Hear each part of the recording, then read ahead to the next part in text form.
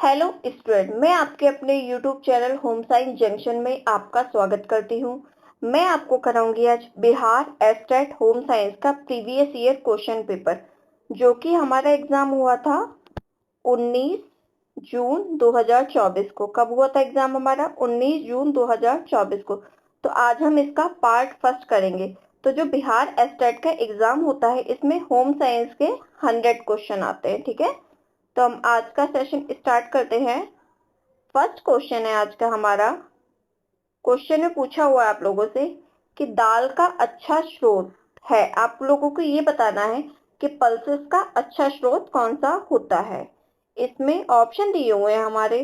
First option है carbohydrate, second option है protein, third option है हमारा वसा एंड फोर्थ ऑप्शन है हमारा विटामिन। तो जो दाल का अच्छा स्रोत होता है, तो हमारा राइट आंसर हो जाएगा ऑप्शन बी, यानी कि प्रोटीन। तो दाल का अच्छा स्रोत क्या होता है? प्रोटीन होता है। नेक्स्ट क्वेश्चन है हमारा। क्वेश्चन में हमसे पूछा हुआ है सबसे महत्वपूर्ण भोजन उपस्थिति कारक क्या है। आपको ये बताना है कि भोजन में सबसे महत्वपूर्ण चीज क्या है जो उपस्थित होना चाहिए। ऑप्शन दिए हुए हैं। फर्स्ट ऑप्शन है हमारा रंग, यानी कि कलर। सेकंड ऑप्शन है हमारा शेप एंड साइज, यानी कि आकार। थर्ड ऑप्शन है हमारा पैकेजिंग। फोर्थ ऑप्शन है इनमें से सभी। तो हाँ, सबसे महत्वपूर्ण होता है हमारे भोजन में उपस्थिति, वो क्या होता है? कलर। क्या होता है? रंग। आकार हमारा कैसा भी हो, इससे फर्क हमें नहीं पड़ता।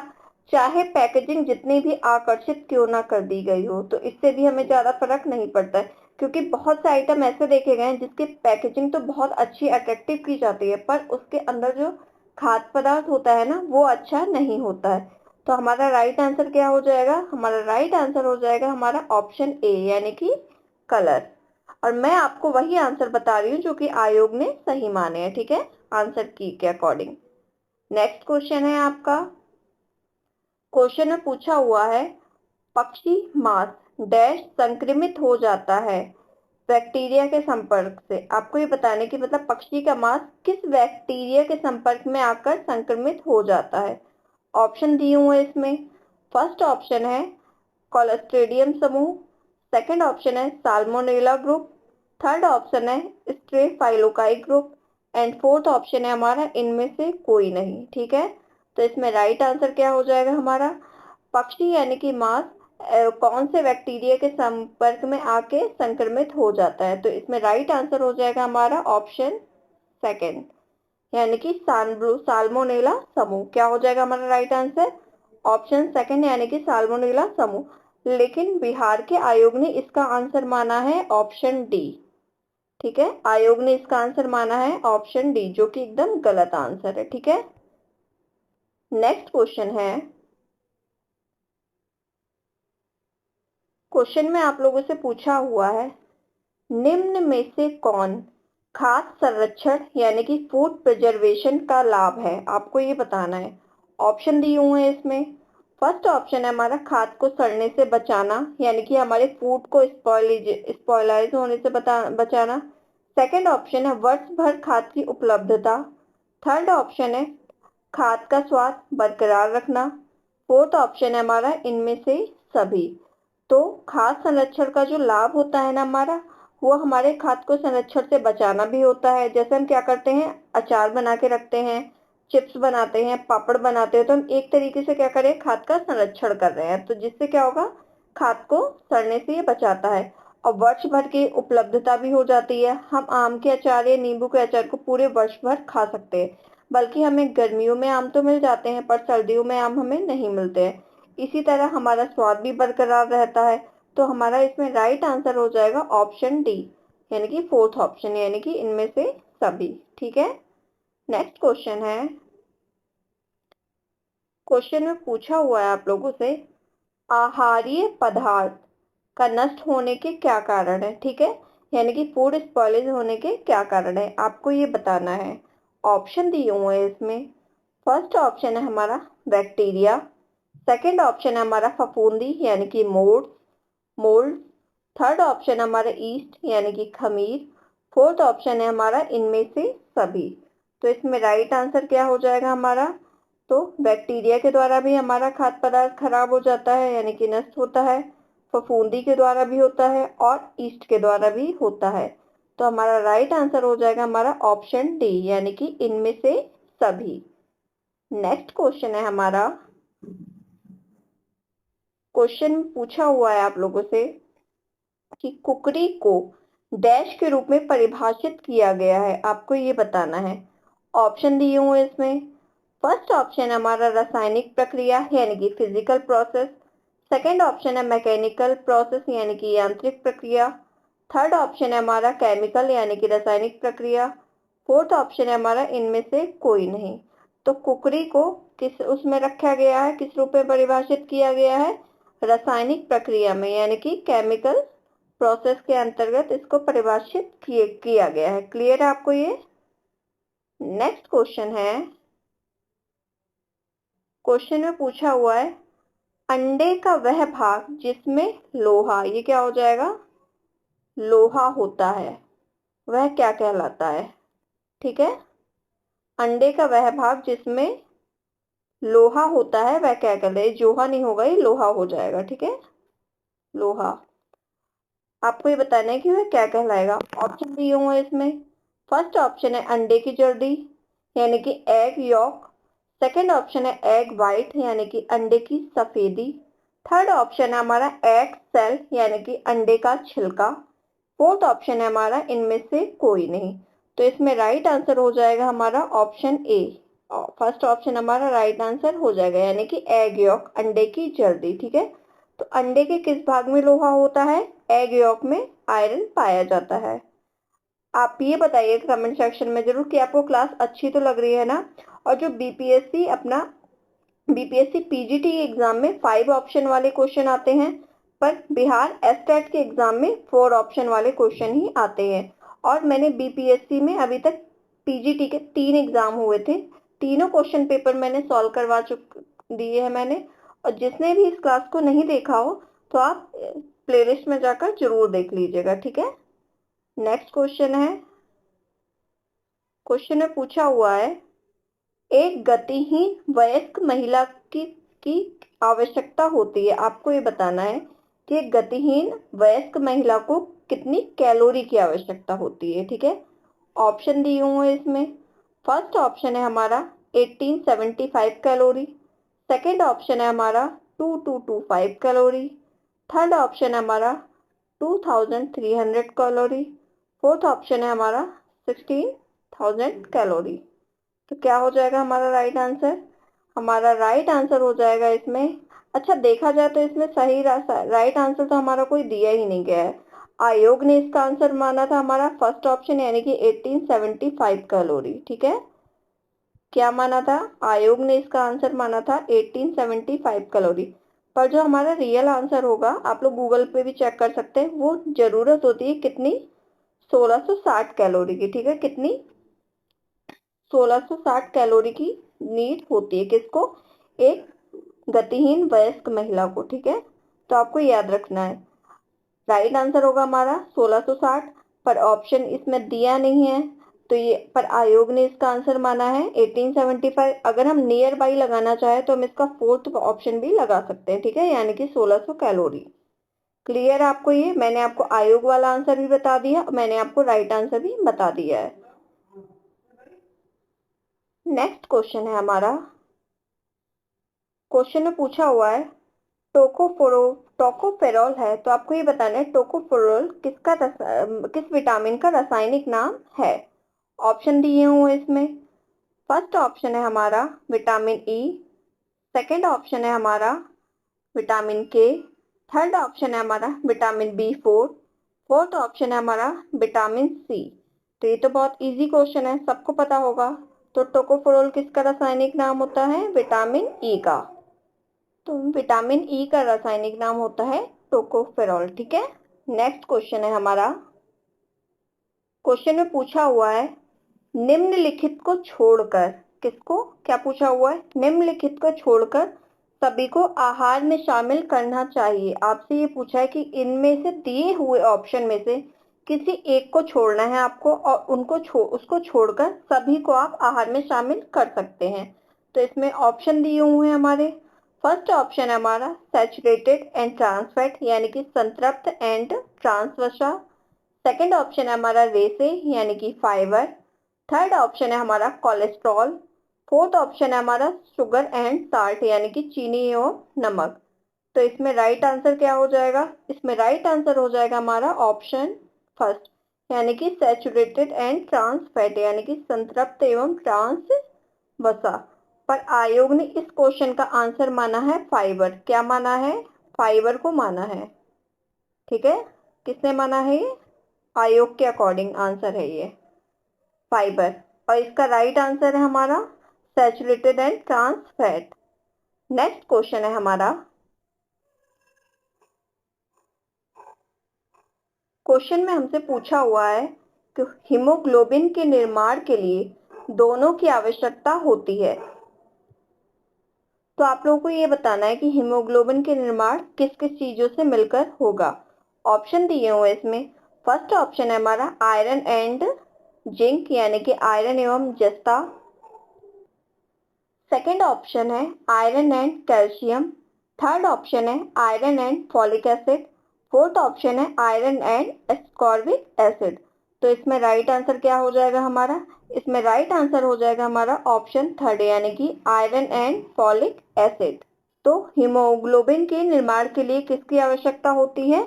आयरन और फॉलिक एसिड की आवश्यकता होती है। क्लियर है आपको ये क्वेश्चन? नेक्स्ट क्वेश्चन है, क्वेश्चन में पूछा हुआ है आप लोगों से शरीर की प्रक्रियाओं का योग जो 3 ऊर्जा पोषक तत्वों से हमारे भोजन की ऊर्जा को बदलता है, ठीक है, वह क्या कहलाता है? आप लोग क्वेश्चन को समझिएगा। क्वेश्चन पूछ रहा है कि शरीर की प्रक्रिया यानी कि शरीर का हमारे क्या प्रोसेस का योग जो 3 ऊर्जा पोषक तत्वों से हमारे भोजन की ऊर्जा को किस ऊर्जा को बदलता है, ठीक है, यानी कि the sum of body process that change our body energy from the 3 energy nutrients. तो आपको ये बताना है। इसमें ऑप्शन दिए हुए हैं हमारे। फर्स्ट ऑप्शन है कैटाबॉलिस यानी कि अपचय। थर्ड ऑप्शन है हमारा एनाबॉलिस यानी कि उपचय। थर्ड ऑप्शन है हमारा एल्कोहलिज्म यानी कि शराबबंदी। फोर्थ ऑप्शन है हमारा मेटाबॉलिज्म। तो इसमें राइट आंसर क्या हो जाएगा? इसमें 3 ऊर्जा पोषक तत्वों से हमारी ऊर्जा की भोजन को बदलता है, ये पूछा है। तो इस हिसाब से हमारा राइट आंसर हो जाएगा मेटाबॉलिज्म यानी कि फोर्थ ऑप्शन हमारा राइट आंसर हो जाएगा। ठीक है, नेक्स्ट क्वेश्चन है हमारा। क्वेश्चन में पूछा हुआ आप लोगों से कि निम्नलिखित में से कौन सी सरल शर्करा है यानी कि सिंपल शुगर कौन सा है, आपको ये बताना है। ऑप्शन दिया हुआ है। फर्स्ट ऑप्शन है हमारा ग्लैक्टोज। सेकंड ऑप्शन है हमारा लैक्टोज। फोर्थ ऑप्शन है माल्टोज एंड लास्ट ऑप्शन है सुक्रोज। तो इसमें राइट आंसर क्या हो जाएगा? इसमें राइट आंसर हो जाएगा हमारा ऑप्शन फर्स्ट यानी कि ग्लैक्टोज। क्या हो जाएगा? ग्लैक्टोज। जो सिंपल शुगर ऑफ मोनोसैकेराइड होती है वो क्या होती है? ग्लैक्टोज होती है। नेक्स्ट क्वेश्चन है हमारा। क्वेश्चन में पूछा हुआ आप लोगों से कि ग्लाइकोजन संग्रहित होता है। आप लोग को ये बताना है कि ग्लाइकोजन का संग्रह कहाँ होता है। ऑप्शन दिए हुए इसमें। फर्स्ट ऑप्शन है यकृत। सेकेंड ऑप्शन है मांसपेशी। थर्ड ऑप्शन है यकृत एवं मांसपेशी। फोर्थ ऑप्शन है हमारा हार्ट यानी कि हृदय। तो इसमें राइट आंसर क्या हो जाएगा हमारा? इसमें राइट आंसर हो जाएगा हमारा, क्या हो जाएगा बताइए आप लोग? ऑप्शन थर्ड यानी कि लीवर एंड मसल्स यानी कि यकृत एवं मांसपेशी। ठीक है, तो जो ग्लाइकोजन का संग्रहण होता है वो कहाँ होता है? यकृत और मांसपेशी में होता है। नेक्स्ट क्वेश्चन है हमारा। क्वेश्चन में पूछा हुआ आप लोगों से कि डैश विकास की ओर होता है। आप लोग को ये बताना है विकास कहाँ कैसे होता है। ऑप्शन दिया हुआ है हमारा। फर्स्ट ऑप्शन है हमारा साधारण से विशिष्ट यानी कि general to specific. Second option है हमारा विशिष्ट से साधारण यानी कि specific to general. Third option है हमारा साधारण से विशिष्ट और विशिष्ट से साधारण दोनों। एंड फोर्थ ऑप्शन है हमारा इनमें से कोई नहीं। ठीक है, तो इसमें राइट आंसर क्या हो जाएगा? इसमें राइट आंसर हो जाएगा हमारा फर्स्ट ऑप्शन यानी कि जनरल टू स्पेसिफिक, साधारण से विशिष्ट। तो हमारा जो विकास होता है ना वो कैसा होता है? हमारा साधारण से विशिष्ट की ओर होता है। पर आयोग ने इस क्वेश्चन का आंसर माना है ऑप्शन डी, यानी कि उपयुक्त में से कोई नहीं। ठीक है, ये किसके अकॉर्डिंग आंसर है? आपके आंसर की के अकॉर्डिंग ऑप्शन फोर्थ आपका राइट आंसर दिया हुआ है। पर आपका राइट आंसर होगा हमारा और फर्स्ट ऑप्शन, यानी कि साधारण से विशिष्ट। तो आप लोग खुद ही देख लीजिए कि बिहार एस्टेट के एग्जाम के आंसर की में आयोग ने कितने सारे आंसर गलत माने हैं। ठीक है, नेक्स्ट क्वेश्चन है, क्वेश्चन में पूछा हुआ है बच्चों के जन्म के 2 सप्ताह से 2 वर्ष तक की अवधि क्या कहलाती है? आपको ये बतानी है। ऑप्शन दिया हुआ है इसमें। फर्स्ट ऑप्शन है हमारा प्री स्कूल एज, यानी कि स्कूल पूर्व अवस्था। सेकंड ऑप्शन है हमारा नियोनेटल स्टेज, यानी कि नवजात अवस्था। थर्ड ऑप्शन है हमारा इन्फेंट स्टेज, यानी कि शिशु अवस्था। फोर्थ ऑप्शन है हमारा इनमें से कोई नहीं। ठीक है, तो जो जन्म से बच्चों के जन्म से लेकर 2 सप्ताह से लेकर 2 वर्ष तक की अवधि होती है ना, वो इनमें से कोई नहीं होती है। ठीक है, तो ऑप्शन फोर्थ हमारा राइट आंसर हो जाएगा, यानी कि उपयुक्त में से कोई नहीं। ठीक है, क्लियर है आपको ये? ठीक है, तो इसमें राइट आंसर क्या हो जाएगा हमारा? इनमें से कोई नहीं। अगर इसमें बेबीहुड दिया होता तो वो हमारा राइट आंसर हो जाता। ठीक है, नेक्स्ट क्वेश्चन है हमारा, क्वेश्चन में पूछा हुआ है एक्टोडर्म कोशिका का कौन सी परत है? ऑप्शन दिए हुए हैं इसमें। फर्स्ट ऑप्शन है मध्य, यानी कि मिडिल परत। सेकंड ऑप्शन है हमारा इनर, यानी कि आंतरिक परत। थर्ड ऑप्शन है हमारा आउटर, यानी कि बाहरी परत। फोर्थ ऑप्शन है हमारा इनमें से कोई नहीं। तो जो एक्टोडर्म लेयर होती है ना, वो कौन सी लेयर होती है? आउटर लेयर होती है। ठीक है, तो ऑप्शन थर्ड हमारा राइट आंसर हो जाएगा, एक्टोडर्म कोशिका की बाहरी परत होती है। नेक्स्ट क्वेश्चन है, अगर आपको क्लास अच्छी लग रही हो तो आप क्लास को लाइक भी कर दीजिएगा। ठीक है, क्वेश्चन में पूछा हुआ आप लोगों से डिम्ब अवस्था है, यानी कि period of ovum extend from. Option दिया हुआ है। फर्स्ट ऑप्शन है हमारा फर्टिलाइजेशन से 2 सप्ताह के अंत तक। सेकंड ऑप्शन है हमारा फर्टिलाइजेशन से 1 सप्ताह के अंत तक। फोर्थ ऑप्शन है हमारा फर्टिलाइजेशन से 3 सप्ताह तक। फोर्थ ऑप्शन फोर्थ ऑप्शन है हमारा फर्टिलाइजेशन से 4 सप्ताह के अंत तक। तो आपको ये बताना है कि इसमें राइट आंसर क्या हो जाएगा। ठीक है, इसमें राइट आंसर हो जाएगा हमारा फर्टिलाइजेशन से 2 सप्ताह के अंत तक। ठीक है, क्या हो जाएगा?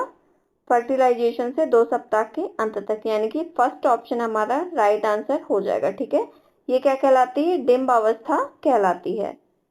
नेक्स्ट क्वेश्चन है हमारा, क्वेश्चन में पूछा हुआ है विकास डैश पैटर्न का अनुसरण करता है। आप लोग को ये बताना है कि विकास किस पैटर्न का अनुसरण करता है। ऑप्शन दिया हुआ है हमारा। फर्स्ट ऑप्शन है फिक्स्ड, यानी कि निश्चित। सेकंड ऑप्शन है डिफरेंट, यानी कि विभिन्न। थर्ड ऑप्शन है हमारा अनसर्टेन, यानी कि अनिश्चित। फोर्थ ऑप्शन है हमारा इनमें से कोई नहीं। ठीक है, तो जो विकास होता है ना, यानी कि डेवलपमेंट, वही फिक्स्ड यानी कि निश्चित पैटर्न का अनुसरण करता है। किसका? निश्चित पैटर्न का अनुसरण करता है। आप लोगों ने देखा होगा, मतलब जो छोटे बच्चे होते हैं सबसे पहले क्या करना सीखते हैं? सबसे पहले वो रोते हैं। उसके बाद क्या करते हैं? उसके बाद वो अपने सर को संभालना सीखते हैं। उसके बाद वो बैठना सीखते हैं। पहले रेंगना सीखते हैं, फिर बैठना सीखते हैं, फिर खड़े होना सीखते हैं, फिर चलना सीखते हैं, फिर दौड़ना सीखते हैं। ठीक है, तो ये क्या हो रहा है? सब बच्चों में ये प्रोसेस कैसा है? फिक्स्ड है, यानी कि निश्चित है। हाँ, एज थोड़ा 2-3 मंथ का डिफरेंट हो सकता है, पर होता है ये निश्चित पैटर्न। ऐसा नहीं है कि कोई बच्चा पहले खड़ा होना सीख जाएगा उसके बाद वो बैठना सीखेगा, कोई भाग पहले रहा है चल बाद में रहा है, ऐसा नहीं होगा। तो विकास क्या होता है? विकास एक फिक्स पैटर्न का अनुसरण करता है। ठीक है, पर आयोग ने इस क्वेश्चन का आंसर माना है आपका विभिन्न। तो आयोग के अकॉर्डिंग आपका सेकंड ऑप्शन राइट आंसर माना गया है, बल्कि आपका फर्स्ट ऑप्शन ही राइट होगा। ठीक है, ये आपके अकॉर्डिंग टू आंसर की है। नेक्स्ट क्वेश्चन है आपका, क्वेश्चन में पूछा हुआ है आप लोगों से कि नवजात शिशु में कौन सा प्रतिवर्त स्वाभाविक रूप से मौजूद होता है। यानी कि आपको ये बताना है कि नवजात शिशु में कौन सा रिफ्लेक्स नेचुरली प्रेजेंट रहता है। ऑप्शन दिए हुआ है। फर्स्ट ऑप्शन है आपका सकिंग, यानी कि चूसना। सेकंड ऑप्शन है आपका हंसना। थर्ड ऑप्शन है चबाना एंड लास्ट ऑप्शन क्या है हमारा? कोई नहीं। तो आप लोगों को सबको पता होगा जो नवजात शिशु होता है वो सबसे पहले क्या करता है? पहले वो रोता है, उसके बाद क्या करता है, जो सकिंग वाला रिफ्लेक्स होता है ना, यानी कि चूसने वाला, वो उसमें स्वाभाविक रूप से विद्यमान होता है। ठीक है, कौन सा, चूसने का रिफ्लेक्स। पर आयोग ने इसका आंसर माना है हंसना। ठीक है, आयोग के अकॉर्डिंग इसका आंसर क्या है, लाफिंग। यही नहीं समझ में आया बिहार स्टेट के एग्जाम में कि आयोग ने किस हिसाब से अपने आंसर की दी हुई है। ठीक है, नेक्स्ट क्वेश्चन है, क्वेश्चन में पूछा हुआ है 2 वर्ष के अंत तक बच्चों के कितने दांत निकल आते हैं, आपको ये बताना है। ऑप्शन दिया हुआ है, फर्स्ट ऑप्शन है आपके 10 दांत, सेकंड ऑप्शन है 15 दांत, थर्ड ऑप्शन है 20 दांत, एंड फोर्थ ऑप्शन है हमारा 32 दांत। ठीक है, तो इसमें राइट आंसर क्या हो जाएगा, इसमें राइट आंसर हो जाएगा हमारा थर्ड ऑप्शन 20 दांत। यानी कि जो 2 वर्ष के अंत तक बच्चों के कितने दांत निकल आते हैं, 20 दांत निकल आते हैं। कितने, 20 दांत निकल आते हैं। ठीक है, नेक्स्ट क्वेश्चन है, क्वेश्चन में आप लोगों से पूछा हुआ है कि बालकों के शारीरिक विकास में कौन सा महत्वपूर्ण कारक है। ऑप्शन दिया हुआ है इसमें, फर्स्ट ऑप्शन है आपका एक्सरसाइज यानी कि व्यायाम, सेकंड ऑप्शन है क्लीननेस यानी कि स्वच्छता, थर्ड ऑप्शन हमारा पोषण, फोर्थ ऑप्शन है नींद यानी कि स्लीप। ये निंदा नहीं होगा, ये नींद हो जाएगा। ठीक है, क्या हो जाएगा, ये नींद यानी कि स्लीप। तो इसमें राइट आंसर क्या हो जाएगा, तो बालकों के शारीरिक विकास में सबसे महत्वपूर्ण कारक किसका है, पोषण का होता है। तो थर्ड ऑप्शन हमारा राइट आंसर हो जाएगा।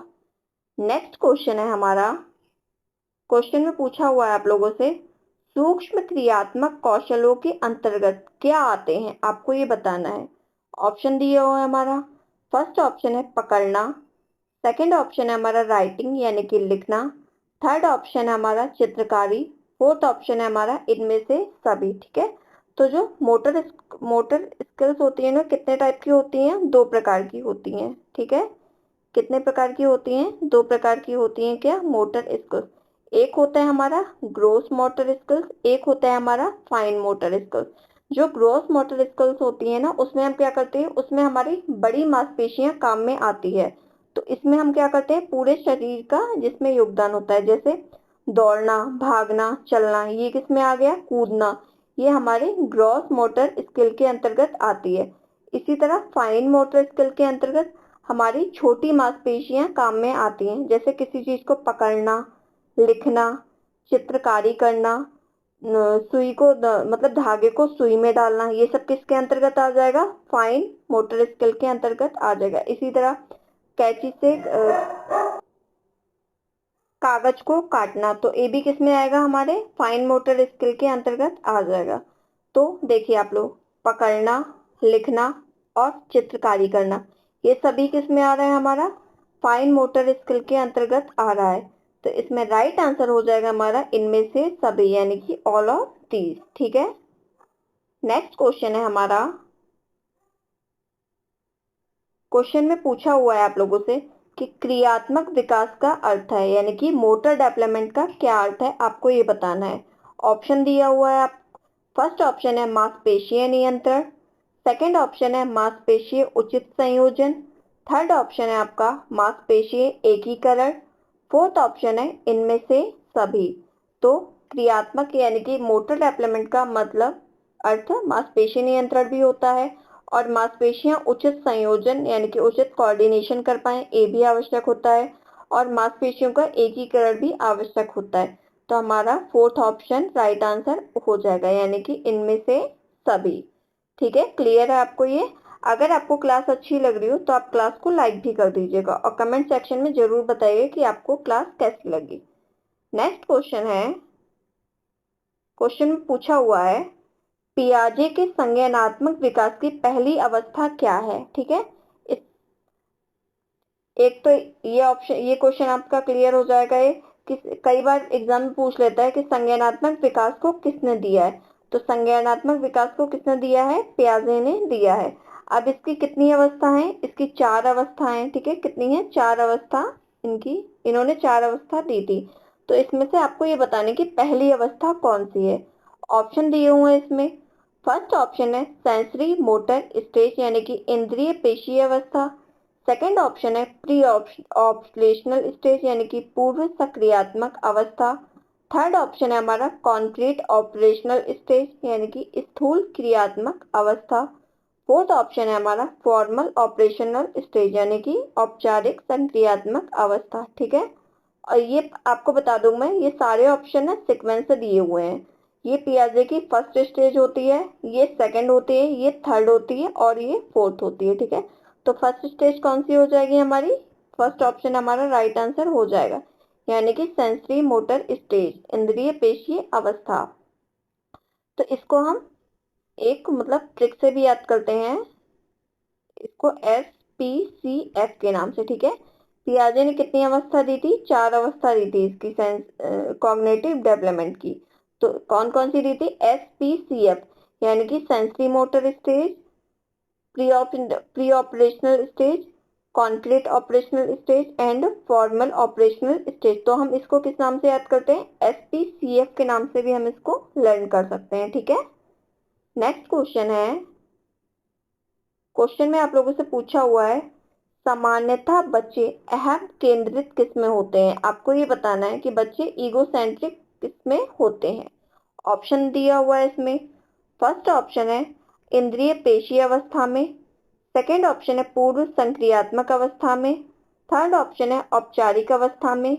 फोर्थ ऑप्शन है हमारा स्थूल क्रियात्मक अवस्था में। ठीक है, तो इसमें राइट आंसर क्या हो जाएगा? बच्चे ईगोसेंट्रिक होते हैं पूर्व संक्रियात्मक यानी कि पूर्व संक्रियात्मक अवस्था, प्री ऑपरेशनल स्टेज में बच्चे कैसे होते हैं? ईगोसेंट्रिक होते हैं। ठीक है, नेक्स्ट क्वेश्चन है,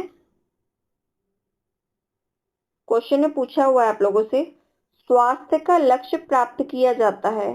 ठीक है, आपको ये बताना है कि स्वास्थ्य का लक्ष्य हम कैसे प्राप्त कर सकते हैं।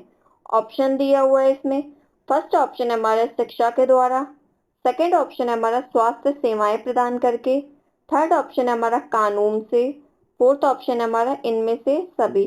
तो इसमें राइट आंसर क्या हो जाएगा? इसमें राइट आंसर हो जाएगा हमारा ऑल ऑफ दीज यानी कि इनमें से सभी।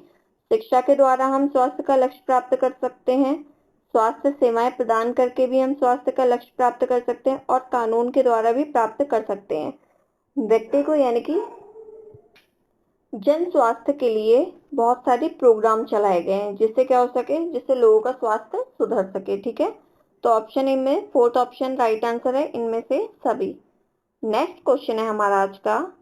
क्वेश्चन में पूछा हुआ है WHO का पूरा नाम क्या है? आपको ये बताना है। ऑप्शन दिए हुए हैं इसमें। फर्स्ट ऑप्शन है विश्व स्वास्थ्य संगठन यानी कि world health organization. Second option है संपूर्ण हेल्थ ऑर्गेनाइजेशन यानी कि संपूर्ण स्वास्थ्य संगठन। थर्ड ऑप्शन है हमारा विश्व स्वास्थ्य संगठन एवं संपूर्ण स्वास्थ्य संगठन दोनों। एंड लास्ट ऑप्शन है हमारा कोई नहीं। तो इसमें राइट आंसर क्या हो जाएगा? राइट आंसर हो जाएगा हमारा फर्स्ट ऑप्शन यानी कि विश्व स्वास्थ्य संगठन, वर्ल्ड हेल्थ ऑर्गेनाइजेशन। ये क्या होता है? WHO का पूरा नाम होता है। और WHO की स्थापना कब हुई थी, इसका हेडक्वार्टर कहाँ है, ये आप लोग कमेंट सेक्शन में बताइएगा। ये आपका होमवर्क है। ठीक है, आज का क्या बताओगे आप लोग कि WHO की स्थापना कब हुई थी, कहाँ हुई थी और इसका हेडक्वार्टर कहाँ पर है। नेक्स्ट क्वेश्चन है, क्वेश्चन में पूछा हुआ है आहार आयोजन की चुनौती में शामिल है। आपको ये बताने की जब हम डाइट प्लान करते हैं तो क्या क्या चुनौतियां आती हैं हमारे सामने। ऑप्शन दिए हुए हैं सदस्यों की पसंद। सेकंड ऑप्शन है हमारा बजट। थर्ड ऑप्शन है हमारा उपलब्धता। फोर्थ ऑप्शन है हमारा इनमें से सभी। तो इसमें राइट आंसर क्या हो जाएगा? आपको ये बताना है। अच्छा, जब आप डाइट प्लान करते हैं तो सदस्यों की पसंद के ऊपर भी डिपेंड करता है कि मतलब मेंबर की पसंद क्या है। अगर किसी को लौकी पसंद नहीं है, अगर हम उसकी डाइट में लौकी ही लिख देंगे, लौकी की सब्जी उसे या लौकी का जूस या रायता कुछ भी देंगे, तो उस व्यक्ति को तो बहुत बुरा लगेगा क्योंकि उसे लौकी पसंद ही नहीं है। तो हम सदस्यों की पसंद भी देखते हैं कि किस व्यक्ति को क्या पसंद है। इसी तरह हम बजट भी देखते हैं कि हमारा बजट किन चीजों के लिए अलाउ कर रहा है, कि हम क्या चीज खरीद सकते हैं, क्या चीज नहीं खरीद सकते। और उपलब्धता भी देखी जाती है कि हम ऐसी चीज डाइट में शामिल ना कर लें कहीं कि जो हमारे लिए उपलब्ध ही ना हो आसानी से। ठीक है, तो हम क्या देखते हैं? हम इन सभी चीजों को देखते हैं। तो ऑप्शन 4 हमारा राइट आंसर हो जाएगा, यानी कि ऑल ऑफ दीज। ठीक है, आज का लास्ट क्वेश्चन है हमारा कि प्री एक्लेम्पसिया में गर्भवती में कौन कौन से लक्षण प्रकट होते हैं। आपको ये बताना है कि प्रेगनेंसी में प्री एक्लेम्पसिया में कौन कौन से सिम्टम्स देखने को मिलते हैं। ऑप्शन दिए हुए हैं आपका, high blood pressure, second option nausea यानी कि मितली होना। नोजिया ये होता है कि जैसे हमें ये लगता है कि बार बार हमें वॉमिटिंग आने वाली है पर आती नहीं है वॉमिटिंग। ठीक है, ये क्या कहलाता है, नोजिया कहलाता है। थर्ड ऑप्शन है सर में तेज दर्द होना। फोर्थ ऑप्शन हमारा इनमें से सभी। तो इसमें राइट आंसर क्या हो जाएगा हमारा, तो जो प्री एक्लेम्पसिया में जो लक्षण देखने को मिलते हैं ना, वो हाई ब्लड प्रेशर देखने को मिलता है, नोजिया भी मिलता है और सिर में तेज दर्द भी होता है। तो हमारा फोर्थ ऑप्शन राइट आंसर हो जाएगा, यानी कि इनमें से सभी। क्वेश्चन में पूछा हुआ है आप लोगों से, भारत में मातृ मृत्यु दर अधिक होने का प्रमुख कारण क्या है। आपको ये बताना है, क्या बताना है कि भारत में मातृ मृत्यु दर क्यों अधिक होती है। ठीक है, ऑप्शन दिए हुए हैं इसमें। फर्स्ट ऑप्शन है हमारा अस्वस्थता, सेकंड ऑप्शन है हमारा कुपोषण, थर्ड ऑप्शन है हमारा इग्नोरेंस यानी कि उपेक्षा, फोर्थ ऑप्शन है हमारा इनमें से सभी। ठीक है, तो जो भारत में मातृ मृत्यु दर के कारण है ना, वो अस्वस्थता भी है, माल न्यूट्रिशन भी है और इग्नोरेंस भी है। इसमें राइट आंसर हो जाएगा हमारा ऑप्शन डी यानी कि इनमें से सभी। ठीक है, क्लियर है आपको ये। नेक्स्ट क्वेश्चन है हमारा आज का। क्वेश्चन में पूछा हुआ आप लोगों से कि principle of diet therapy are, तो आप लोगों को ये बताने कि आहारीय उपचार के सिद्धांत क्या है। ऑप्शन दिए हुए हैं इसमें। फर्स्ट ऑप्शन है इसमें रोग की जानकारी, सेकंड ऑप्शन है इसमें बीमारी की अवधि, तब क्या टाइमिंग है, थर्ड ऑप्शन है हमारा पोषक तत्वों की आवश्यकता, फोर्थ ऑप्शन है इनमें से सभी। ठीक है, तो जो डाइट थेरेपी के प्रिंसिपल होते हैं ना, वो रोग की जानकारी भी होता है, यानी कि जो डाइट थेरेपिस्ट होते हैं उनको क्या पता होना चाहिए, रोग की जानकारी होना चाहिए कि पेशेंट को कौन सा रोग है, और बीमारी की अवधि का भी पता होना चाहिए कि बीमारी आखिर कितने टाइम से है, काफी लंबे समय से है या केवल अभी हुई है, और किन पोषक तत्वों की आवश्यकता है उसे बीमारी के अकॉर्डिंग। ठीक है, तो इसमें राइट आंसर क्या हो जाएगा हमारा, फोर्थ ऑप्शन हमारा राइट आंसर हो जाएगा, यानी कि इनमें से सभी। क्लियर है आपको ये। नेक्स्ट क्वेश्चन है, क्वेश्चन में पूछा हुआ है आप लोगों से कि भूख की कमी और पाचनशीलता के कारण वृद्ध व्यक्ति को क्या चाहिए। ठीक है, ऑप्शन दिए हुए हैं इसमें। फर्स्ट ऑप्शन है इसमें कम प्रोटीन, सेकंड ऑप्शन है इसमें अधिक प्रोटीन, थर्ड ऑप्शन है इसमें कम प्रोटीन एवं अधिक प्रोटीन दोनों, एंड लास्ट ऑप्शन है हमारा कोई नहीं। तो की पॉइंट दिया है, भूख की कमी और पाचनशीलता के कारण एक ओल्ड एज पर्सन को क्या देना चाहिए। एक ओल्ड एज पर्सन को क्या देना चाहिए, अधिक प्रोटीन देना चाहिए, यानी कि हाई प्रोटीन देना चाहिए। पर आयोग ने इसका फर्स्ट आंसर सही माना है। ठीक है, क्या माना है आयोग ने, कम प्रोटीन को सही आंसर माना है अकॉर्डिंग टू आंसर की। तो मैंने आपको आयोग वाला आंसर भी बता दिया है और राइट आंसर भी बता दिया है। ठीक है, नेक्स्ट क्वेश्चन है हमारा। क्वेश्चन ने पूछा आप लोगों से कि बहुत अधिक वसायुक्त भोजन से क्या होता है, आपको ये बताना है। ऑप्शन दिए हो हमारे। फर्स्ट ऑप्शन है एथेरोस्क्लेरोसिस, सेकंड ऑप्शन है पाचन गड़बड़ी, थर्ड ऑप्शन है मोटापा यानी कि ओबिसिटी, फोर्थ ऑप्शन है हमारा इनमें से सभी, यानी कि ऑल ऑफ दीज। तो अगर हम ज्यादा फैट कंज्यूम करेंगे तो एथेरोस्क्लेरोसिस भी होगा, हमारा डाइजेशन सिस्टम ठीक से काम भी नहीं करेगा और हमें ओबिसिटी भी हो जाएगी। तो हमारा राइट आंसर हो जाएगा ऑप्शन डी, यानी कि इनमें से सभी। ठीक है, नेक्स्ट क्वेश्चन है हमारा।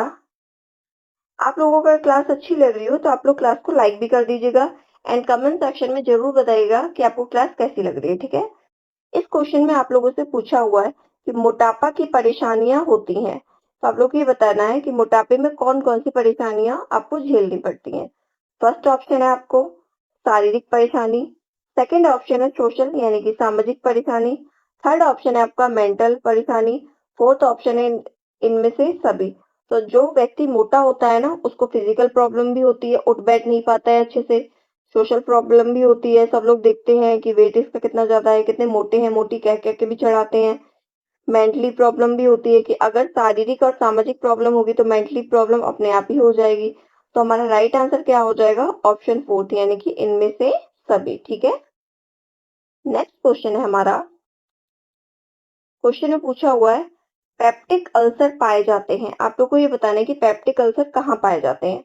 ऑप्शन दिए हो इसमें। फर्स्ट ऑप्शन है डुोडेनम यानी कि ग्रहणी। सेकंड ऑप्शन है आपका इसोफेगस। ठीक है, क्या हो जाएगा second option? Oesophagus. Third option हमारा आमाशय है। फोर्थ ऑप्शन है हमारा इनमें से सभी। ठीक है, तो जो अल्सर होता है ना, पेप्टिक अल्सर का अर्थ होता है पेट में घाव होना। क्या?